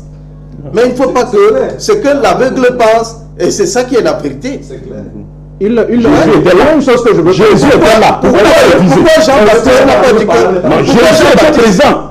Jésus n'était pas là quand l'aveugle parlait. Il était là. On peut lire le contexte. On le présente comme un prophète, on le présente comme le Christ. On va donc prendre quoi? Tu vas prendre quoi? C'est ce que je non, mais ça c'est la manipulation. C'est pour ça qu'il dit que... Est-ce que Jésus a pris qu'on a parlé de juste que la manipulation. À partir du verset 13, vous saurez que Jésus était là. On dit qu'il est... Quand il a ouvert les yeux, ok. Oui, on le présente, on le dit, il est le Messie, il est le Christ. Il est le Christ. Tout ça, ça lui revient. Il est le prophète. Tu vas donc prendre quoi? Tu vas prendre quoi? Jean-Baptiste est le prophète. Mais on lui dit que es-tu le Christ? Il dit non. Que veut dire le Christ alors? Jésus au moins témoigné de Jean-Baptiste. Maintenant, je dis à Timba, il demande que le diable a tenté Dieu ou bien il a tenté. Voilà. Mais dans Philippiens, on nous dit que il est venu se faire passer pour un homme. Hein? Quand Dieu... Laisse d'abord Philippiens. Oui, on laisse Philippiens pourquoi? Donc tu ne veux pas Philippiens. Philippiens 2, le verset 5 à 6. Entre vous, conduisez-vous comme des gens unis au Seigneur Jésus-Christ. Verset 6. Écoutez bien. Lui, non pas de Jésus-Christ, lui, il est l'égal de Dieu. Oui. Parce qu'il est Dieu depuis toujours. Voilà. Pourtant, cette égalité, il n'a pas cherché à la garder à tout prix. Merci. Merci. Je non, continue. Continue. Verset 7. Mais tout ce qu'il avait, il l'a laissé. Et il s'est fait... Écoute. Non, écoute d'abord. Tu dis que tu es chrétien. Je vais le voir. Continue. C'est la table du cerveau. Mais tout ce qu'il avait, il l'a laissé. Oui. Il s'est fait serviteur. Oui. Il est devenu comme les hommes. Voilà. Et Jésus. Oui. Tous voyaient que c'était bien. Tu ne crois pas à ce verset? C'est écrit, non, frère. Il est devenu comme les hommes. Donc Satan est venu le tenter en tant qu'être humain. Non, pas alors. Non, pourquoi tu dis qu'en tant qu'être humain? Mais il se fait homme. En tant que Dieu. Quand Dieu se fait homme, on voit quoi? S'il te plaît, je veux poser une question à Mbimo. Je te donne 30 secondes. Quand Dieu a dit à Moïse, je te fais Dieu devant Pharaon. Hein? Je te fais Dieu devant Pharaon et Aaron ton prophète. Maintenant, Pharaon voyait Dieu ou voyait un homme? Je dis, quand Dieu a dit à moi, je te fais Dieu devant Pharaon et Aaron ton prophète. Pharaon voyait un homme ou bien voyait Dieu? Maintenant, je te réponds, n'est-ce pas, avec, n'est-ce pas, il y a des panoplies de Dieu. Il y a ceux qui ont été appelés Dieu dans les cieux, ceux qui ont été appelés... Non, que Dieu ne peut pas être un homme. S'il vous plaît, écoutez. Écoutez bien. C'est la bonne porte qui va te répondre et pas moi. De même qu'il y a plusieurs dieux au ciel, 1 Corinthiens 8, verset 5. De même qu'il y a beaucoup qui sont appelés Dieu dans les cieux, comme les anges. Il y a des gens, Somme 82, verset 6. Dieu, s'il était Dieu devant Pharaon ou pas? Il était Dieu devant Pharaon ou pas? Parce que Pharaon voit Dieu ou bien voit un homme? Je suis de répondre. Je réponds avec un verset. Mais je réponds avec un verset. De même qu'il y a ceux qui ont été appelés Dieu au ciel et ceux qui ont été appelés Dieu sur la terre, comme les humains, les prophètes, même Satan était appelé Dieu, mais pour nous, il n'existe qu'un seul Dieu. Et les autres, de la terre. Maintenant, ici, on fait allusion au moins sur le nom. Le Dieu de l'Ancien Testament a toujours porté le nom Elohim et de Yahweh. Alors que Jésus, son nom n'est pas Yahweh, c'est Yeshua. L'Éternel est un sauveur. La signification de son nom, il est Yeshua et Dieu est Elohim. Quelle est la différence de Elohim et Yeshua? Ça, vous le connaissez pas parce qu'on a appris l'hébreu. Voilà, ça va. Donc s'il dit que Dieu ne peut pas se présenter sous forme humaine, pourquoi Dieu donc envoie Moïse? Pourquoi Dieu envoie Moïse pour lui dire que je te fais Dieu devant Pharaon? On dit même ça peut être appelé Dieu. Donc Dieu peut être représenté par un corps. Tu vois un peu? Non, c'est pas comme ça. Alors, c'est pas pourquoi c'est est-ce que Dieu alors c'est un idolâtre? Est-ce que Dieu c'est un idolâtre? Rassurez-vous. Mais ce que j'aimerais comprendre, est-ce que quand Dieu est en train de partir, de parler, de faire de Moïse, Dieu ici, cela ne peut-il pas être compris d'une autre façon, vu que je n'ai jamais vu un chrétien penser par ce verset qu'il devra adorer Moïse. Oui. Parce que si on se fie aussi à ce verset, on pourrait dire que Moïse était Dieu. Non, c'est pas ça. Il dit, je te fais Dieu devant. Il n'a pas dit devant tout le monde. Devant Pharaon là, tu es Dieu. Et Aaron te prophète. C'est Dieu lui-même qui a fait de Moïse Dieu devant Pharaon, pas devant tout le monde. Maintenant, je lui pose la question. Je lui pose la question. Il répond à la question. Pharaon voyait Dieu ou voyait un homme, puisqu'il a été fait homme. Oui, donc ça, voilà, ils sont bloqués. Pour dire que Jésus n'est pas il faut que Jésus n'est pas le Dieu créateur. S'il te plaît, c'est ça trouve. Déclaration. Pour dire que quand il a fait de Moïse Dieu, il n'en demeurait pas que Moïse n'est pas le Dieu créateur, c'est ça? Mais il est Dieu, il pouvait faire tout ce que le créateur fait, devant Pharaon. Et que c'est Dieu qui lui a permis de faire cela, mais ce n'est pas lui le créateur. Oui. Donc si je comprends bien, tout ce que Jésus peut faire là, c'est Dieu qui lui a permis de faire ça. Mais il n'est pas pour autant Dieu. Écoute un peu. Il y a une différence. Écoute un peu, non, ça c'est ta conclusion. Vous avez dit, le principe de l'émission, vous-même, le principe de l'émission, peut-être vous ne le savez pas, mais les gens nous regardent quatre points du monde. C'est un débat que, je suis d'accord. on a pour particularité d'être écouté parce que les gens nous suivent partout. Non, vous parlez bien sûr. Les gens nous écoutent partout et ils ont pourtant, le but de l'émission est de les édifier. Donc très souvent quand je pose une question, je me mets à la place des téléspectateurs qui ne sont là que pour comprendre. Et des brillants hommes de Dieu comme vous, vous êtes là pour les édifier. C'est ça, tout à fait. C'est le rôle de votre présence ici. Donc maintenant, je vais donner la parole au pasteur Moïse qui était impatient de rebondir là depuis. Pour savoir ce qu'il a à nous dire. Merci beaucoup. Comme je le dis toujours, vraiment, tu peux lire mais comprendre autre chose. Vous comprenez un peu, modérateur. Je vais commencer par l'imam. Il a pris la parole tout à l'heure d'Éphésiens 1 pour expliquer qu'en fait, il parle de Dieu, pas de Jésus. Tu vas remarquer que dans les prises de parole, en fait, dans les écrits bibliques, tu verras que Dieu est associé à Jésus. Mon père et moi. Mon père et moi, nous sommes un. On ne dit pas que mon père et moi, nous sommes indivisibles. Parce que normalement, mon père et moi, de façon française, ce n'est pas deux. Ce n'est pas un, c'est deux. Toi et ton père, vous n'êtes pas deux. Pardon, vous n'êtes pas un, vous êtes deux. Vous me suivez un peu. Donc, il y a ce genre de langage qui s'emploie généralement dans les Écritures. Vous me suivez un peu. Et lorsqu'on regarde dans l'Ancien Testament, le Seigneur Tout-Puissant, le Dieu de la ciel et de la terre, avait vraiment ce genre de langage. Voici un exemple. Voici un exemple. Ici, dans Isaïe, le prophète. Isaïe 45, le verset 11. Isaïe 45, verset 11. Ça, c'est une question qui peut me répondre. C'est pour expliquer clairement ce que ça veut dire. Il est écrit: ainsi parle l'Éternel, le Saint d'Israël et son Créateur. Ainsi parle l'Éternel, le Saint d'Israël et son Créateur. Vous connaissez quelqu'un qui peut être le Créateur de Dieu? Hein? Qui peut être le Créateur de Dieu? Prenez ce verset, hein? Isaïe 45, verset 11. Ainsi parle Dieu, le Saint d'Israël et son Créateur. Veut-on me questionner sur l'avenir, me donner des ordres sur mes enfants? Le Créateur d'Israël. Ah, ça c'est difficile. Il dit, et son Créateur. Israël. Ok, s'il te plaît, ne me trouble pas, laisse-moi finir. Ok, il a dit, vous avez donné le verset, c'est je t'ai dit ça. Le verset, c'est Saint d'Israël et son Créateur. Non, justement, c'est pas le parole, le nom, le verset, c'est. Je ne me suis pas interrompu. Le verset, c'est verset 11. Isaïe 45. Je sais, il y a quoi de verset? Ça, c'est un langage, et voici encore un autre langage. Lorsqu'on parle ici de Isaïe 44 toujours, le verset 6 que j'ai lu tout à l'heure, il dit: ainsi parle l'Éternel, le roi d'Israël et son Rédempteur. Qui peut être son Rédempteur? C'est lui-même Dieu qui est le Rédempteur. Vous me suivez un peu, prenez ces deux versets. Vous avez dit ça, Isaïe 46, 44, verset, Isaïe 45, verset 11.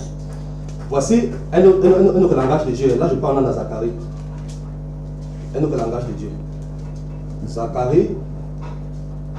Zacharie chapitre 2, verset 10. Zacharie 2, verset 10. Il est écrit: pousse les cris d'allégresse et réjouis-toi, fille de Sion, car voici, je viens. Voici, je viens, et j'habiterai au milieu de toi, dit l'Éternel. Dit l'Éternel. Verset 11. Écoutez bien le verset 11. Beaucoup de nations s'attacheront à l'Éternel en ce jour-là, et deviendront mon peuple. J'habiterai au milieu de toi, et tu sauras que l'Éternel des armées m'a envoyé vers toi. C'est lui qui parle depuis ce qui. C'est lui qui parle depuis l'Éternel. Et ici il parle, il dit: tu sauras que l'Éternel des armées m'a envoyé vers toi. Mais c'est quel Éternel qui envoie l'autre Éternel? jusqu'à il vient habiter. Donc ça, ce sont les langages de Dieu. Il faut vraiment l'aide du Seigneur pour comprendre cela. Vous suivez un peu. Donc lorsqu'il parle de Dieu, le Père et moi, le Père et le Fils, ça ce sont les langages de Dieu. Il dit textuellement comme le langage du Père. Vous me suivez un peu. Et lorsqu'on voit tous ces attributs dans ce testament, tout ça c'est attribué au Nouveau Testament à Jésus-Christ. Je vais répondre au frère. Il a pour la personne tout à l'heure de dire le verset qui dit que Jésus qu'il est Dieu. Oui. J'ai lu tout à l'heure Apocalypse 21, le verset 6. C'est Jésus qui parle. Il est venu avec Apocalypse 1 pour dire que non, c'est Dieu qui a révélé ça à Jésus. Mais si c'est Dieu qui a révélé ça à Jésus-Christ, est-ce que ça nous donne le verset? Ça dit le verset alors. Donc on dit la partie non jette. Hein? Je vais relire ça. Faut pas fuir. Apocalypse 21, le verset 6, le verset 7. Il dit c'est lui qui vaincra et héritera ces choses. C'est Jésus qui parlait. C'est lui qui vaincra et héritera ces choses. Je serai son Dieu. Et il sera mon fils. Mon fils. C'est pas Christ qui parlait là. Vous voulez un verset clair, non? C'est pas Christ qui parle. Quelqu'un peut dire à la place de Dieu juste. Maintenant, lorsque Christ était physiquement sur la terre, voici ce qu'il faut aussi comprendre. Pourquoi est-ce que Jésus n'a pas dit de façon mot à mot, je suis Dieu, adorez-moi? Bien qu'il n'a pas dit cela, regarde ce qui s'est passé avec les Juifs qui ne croyaient pas en Jésus. Il dit bien que Jésus n'a pas dit ça mot à mot. Regarde ce qui s'est passé. Moi j'ai un peu j'ai dit. On va vous corriger maintenant. Jean chapitre 10. On va corriger les gars. Jean 10, le verset 32 à descendant. Jésus leur dit, là il parle aux Juifs qui ne croyaient pas en lui. Jésus leur dit, je vous ai fait voir plusieurs bonnes œuvres venant de mon Père, pour laquelle me lapidez-vous? Les Juifs lui répondirent, ce n'est point pour une bonne œuvre que nous te lapidons, mais pour un blasphème. Et parce que toi, qui es un homme, tu te fais Dieu. Alors, mais à quel moment est-ce qu'ils ont su qui se fait Dieu? Question. À quel moment? Alors qu'ils disaient mon père, mon père. Parce que pour ça, ils ont voulu lapider Jésus. Hein? Il parlait bien de mon père, mon père. Mais quand en disant ça, on dit qu'il se fait Dieu. Il vous reste une minute. Ok, je continue. Ok, je prends la parole maintenant au niveau du Fils de l'homme. Lui, lorsque Jésus parle des Fils de l'homme, lui s'embrouille. Parce que lui dit là que Jésus-Christ reconnaît ici qu'il est Fils de l'homme. Tu n'as pas compris Jean 3, verset 13. Je vais lire ça pour toi, pour que tu comprennes bien. Jean 3, verset 13. Jésus-Christ dit, personne n'est monté au ciel. Si ce n'est celui qui est descendu du ciel. Le Fils, c'est-à-dire le Fils de l'homme qui est dans le ciel. Le Fils de l'homme qui est dans le ciel. Le Fils de l'homme Dieu est dans le ciel. Donc il comprend l'homme. Quelqu'un comprend homme. Pour eux, ça fait référence à l'être humain, à la chair et au sang. Et c'est là où tout le temps je massacre cette femme dans les rues à cause de cela. Donc, il faut bien comprendre ce côté-là, frère. Il faut bien comprendre ce côté. Jésus-Christ était clair. Voilà le verset que j'ai donné. Dans Jean 20, le verset 27 à descendant. Thomas qui a marché à Jésus-Christ l'appelle mon Seigneur et mon Dieu. Non, ça c'est un blasphème. Attention, je ne suis pas Dieu. Il fallait le reprendre très rapidement. Alors le verset pour de Matthieu, c'est Jean 14, verset 6 à 10. Le verset pour de Matthieu, il faut qu'on demande à Jésus. Si vous permettez, modérateur, mon dernier verset, le dernier verset, le verset coup du marteau qui est. Verset coup du marteau. Le coup du marteau, Jean 14, verset 6 au verset 10. C'est mon coup du marteau là-bas. Je pense que Jésus-Christ connaît mieux son père que nous. C'est pas un fils illégitime. Ok. Jean 14, à partir du verset 6, je vais lire, sans expliquer, faute de temps. Ils n'ont pas tout compris. Il est écrit, Jésus lui dit, je suis le chemin, la vérité et la vie. Nul ne vient au Père que par moi. Verset 7. Si vous me connaissiez, vous connaîtriez aussi mon Père. Et dès maintenant, vous le connaissez et vous l'avez vu, le Père. Le Père qui est invisible, comment ça? Verset 8. Philippe lui dit, mais ça Philippe dit, mais Seigneur, montre-nous donc Dieu. Et ça nous suffit. On veut voir Dieu. Verset 9. Jésus lui dit, il y a si longtemps que je suis avec vous et tu ne m'as pas connu, Philippe. C'est lui qui m'a vu, a vu le Père. Comment dis-tu montre-nous le Père? Verset 10. Ne crois-tu pas que je suis dans le Père et que le Père est en moi? 12, continue la lecture. Continue la lecture. Continue mon verset. Le pasteur dit que le continue. Personne finit. Le pasteur continue. J'ai dit au verset 10. Rassurez-vous, pasteur Moïse, personne ne va vous empêcher de. Je vais continuer, laisse-moi m'expliquer. Laisse-moi. Allez-y, pasteur Moïse. Allez-y, pasteur Moïse. Ok, moi je ne suis pas dans mon père. Mon père n'est pas en moi. Vous me suivez un peu? Oui. Je ne suis pas dans mon père. Vous n'êtes pas dans votre père. Vous ne dépendez pas en vous. Mais lui dit que mon père est à moi. On va la suite. Ça veut dire que c'est lui qui connaît son père. Et c'est la réponse qu'il donne comme ça à son disciple. Les plus rapprochés. C'est que son père, lui, il est dans son père. Je continue le verset. C'est ça qui le démange le corps. Je continue. Les paroles que je vous les paroles que je vous dis, oui, je ne les dis pas de moi-même. Oui. Et le Père qui habite en moi, oui, le Père qui habite en oui, moi, oui, c'est lui qui fait les œuvres. qui fait les œuvres. C'est lui qui fait. Soyez sérieux. Soyez sérieux. Ok. Merci pour le verset. Merci pour le verset. Merci. Donnez-moi la parole. Merci pour le verset. Merci. Merci pour le verset.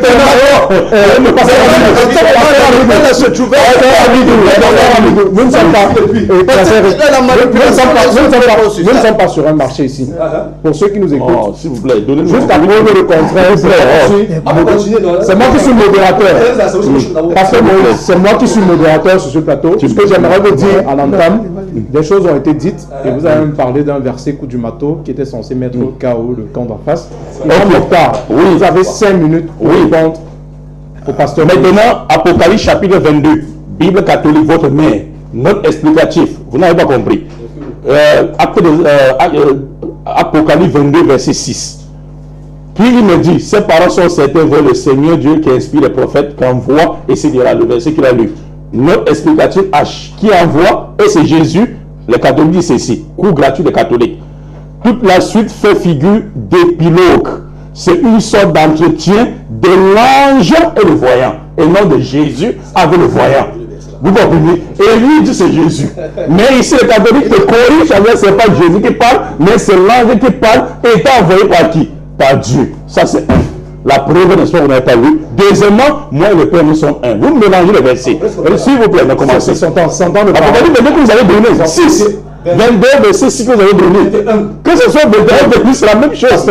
C'est l'ange qui parle. C'est la suite. Maintenant, Jean 10, verset 30. Moi et le Père, nous sommes un. Ça ne commence pas par là. Vous coupez les versets à la tête des versets. Vous cherchez à demander que Jésus est Dieu. Écoutez, écoutez. Comment ça a commencé, Pasteur Mido? Pasteur Mido veut pleurer sur le plateau. Non, c'est pas ça.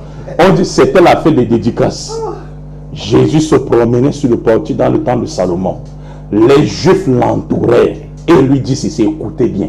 Jusqu'à quand retiendras-tu notre idée en suspense? Si tu es le Christ, dis-le-nous. Et non si tu es Dieu, dis-le-nous. Il voulait savoir qui, l'identité de qui? De Jésus. Si tu es le Christ, dis-le-nous. Jésus dit quoi? Je vous ai déjà dit. Mais vous ne croyez pas. Il les avait dit où? Luc chapitre 4. Lorsqu'il est entré dans le temple de Nazareth, sa ville natale, on le donnait le rôle de livre d'Ésaïe. Ésaïe 61, verset 1 à 3. L'Esprit du Seigneur est sur moi. Il m'a envoyé. Il dit, je vous ai déjà dit, mais vous ne croyez pas. Il les avait dit qu'il était Dieu, mais qu'il était l'envoyé de Diy et non Dieu. Parce que vous n'êtes pas de mes brebis. Mes brebis entendent ma voix et me suivent. Et je les donne la vie. Mon Père qui me les a donné, ces brebis, est plus grand que tous. Et personne ne peut ravir entre les mains de mon Père. Moi et le Père, nous sommes un. Les Juifs, dans leur myopie et leur surdité spirituelle comme vous, ils ont compris que Jésus voulait dire que Jésus est Dieu. Ils ont fait comment? Ils ont ramassé les cailloux pour le lapider. Jésus dit, je vous ai fait voir beaucoup de bonnes œuvres venant de mon Père. Pour laquelle voulez-vous me lapider? Ils ne savaient même pas que c'est parce qu'on l'appelle Dieu. Il dit, non, c'est pour un blasphème. C'est parce que toi qui es un homme, tu te fais Dieu. Jésus dit, n'est-il pas écrit dans votre loi que vous êtes des dieux? Somme 82, verset 6, Dieu siège dans l'assemblée de Dieu. Exode chapitre 7, verset 1, Dieu appelle Moïse Dieu. Et maintenant, un veut dire maintenant quoi? Moi et le Père, nous sommes un. Écoutez, cours maintenant. La Bible s'explique par la Bible. Jean chapitre 17, verset 6, 9, 11, 12, 20 à 21. Jésus dit, Père, le monde t'a pas connu, mais ceux-ci ils t'ont connu. Ils étaient du milieu du monde, tu me les as donnés. Et le monde les a haïs parce qu'ils ont cru la parole que tu m'as donnée. Maintenant, je ne suis plus dans le monde, mais eux, ils sont dans le monde. Garde-les, Père, afin qu'ils deviennent un avec toi, Père, comme toi et moi, nous sommes un. Donc, les disciples deviennent 12 dieux aussi. Parce que un pour vous, c'est la divinité. Garde-les pour qu'ils deviennent un avec toi, Père, comme toi et moi, nous sommes un, afin que tous les disciples afin que lui, Jésus, les 12, donc pour eux, un savait du si vous voulez pas, on n'a plus de temps. Le selon vous, c'est quoi? Ça, c'est bien. Donc, 12 apôtres, Ça veut dire que c'est la même personne. S'il vous plaît, une seule volonté commune d'ordonner le bien et d'interdire le mal. Mais il reste des personnes distinctes avec des systèmes de reproduction différents. C'est comme Dieu dit ceci, l'homme qui donnera son père et sa mère s'attachera à sa femme et les deux deviendront une seule chair. Est-ce que c'est une saucisse? C'est une saucisse comme ça là? Non. Maintenant, ici, je n'ai pas encore répondu. S'il vous plaît, la régie, donnez une minute. Ici, Jean 20, verset 26, s'il vous plaît. Jean 20, verset 26. Oui, s'il vous plaît. Monsieur le faux prophète, il dit ceci, ou Moses, il dit ceci, que Thomas a appelé Jésus Dieu. Mon Seigneur, mon Dieu. Regardez la Bible, souvent appelle point d'exclamation. On a dit que Marie Magdalene dit, j'ai vu Jésus. Et les disciples ont dit à Thomas que Jésus était ici, le maître est ici. Et il n'a pas vu parce qu'il était sorti.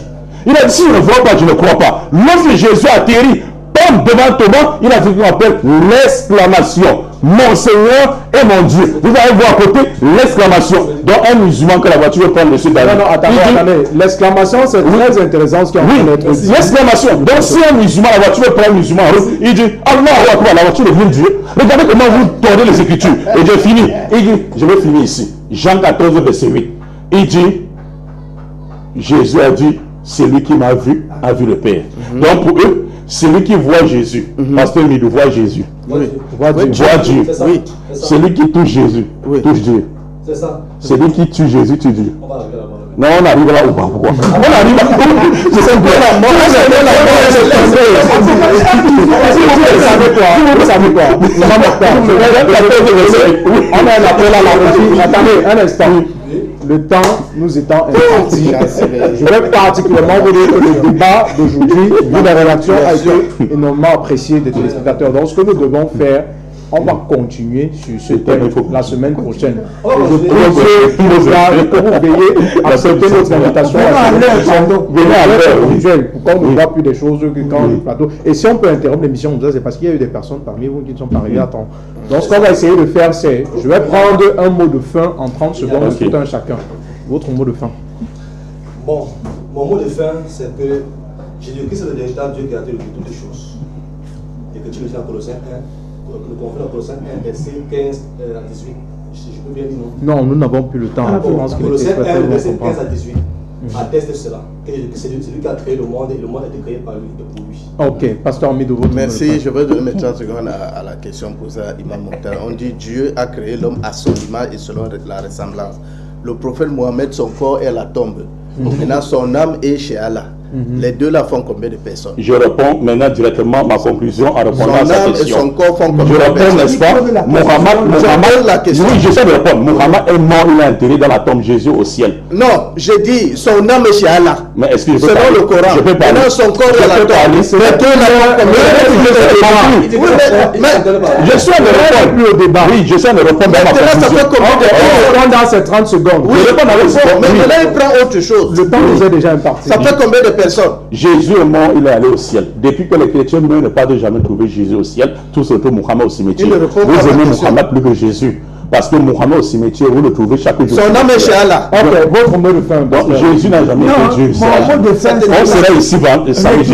Aussi samedi prochain parce qu'on n'a rien dit. C'est important. C'est important. Nos frères, la vérité est devant eux, ils vont accepter cette vérité. Tous les téléspectateurs sont sur le test samedi.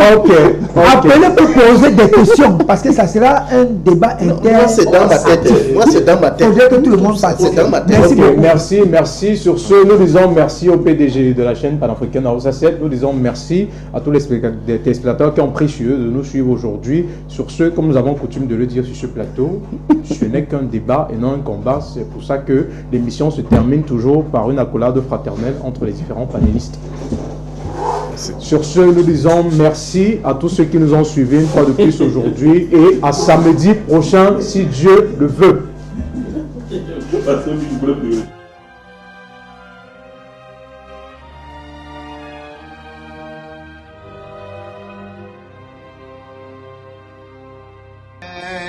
Vayera Elav Adonai be'elonei mamrei v'hu Yoshev Pesach ha'oyel k'choy mayoim Vayisa einav v'vayar v'hinei shloisha anoshim nitzavim alav v'vayar Ton Savaton Maria Magdalene Erchete proiskotias etiusis istom nimion.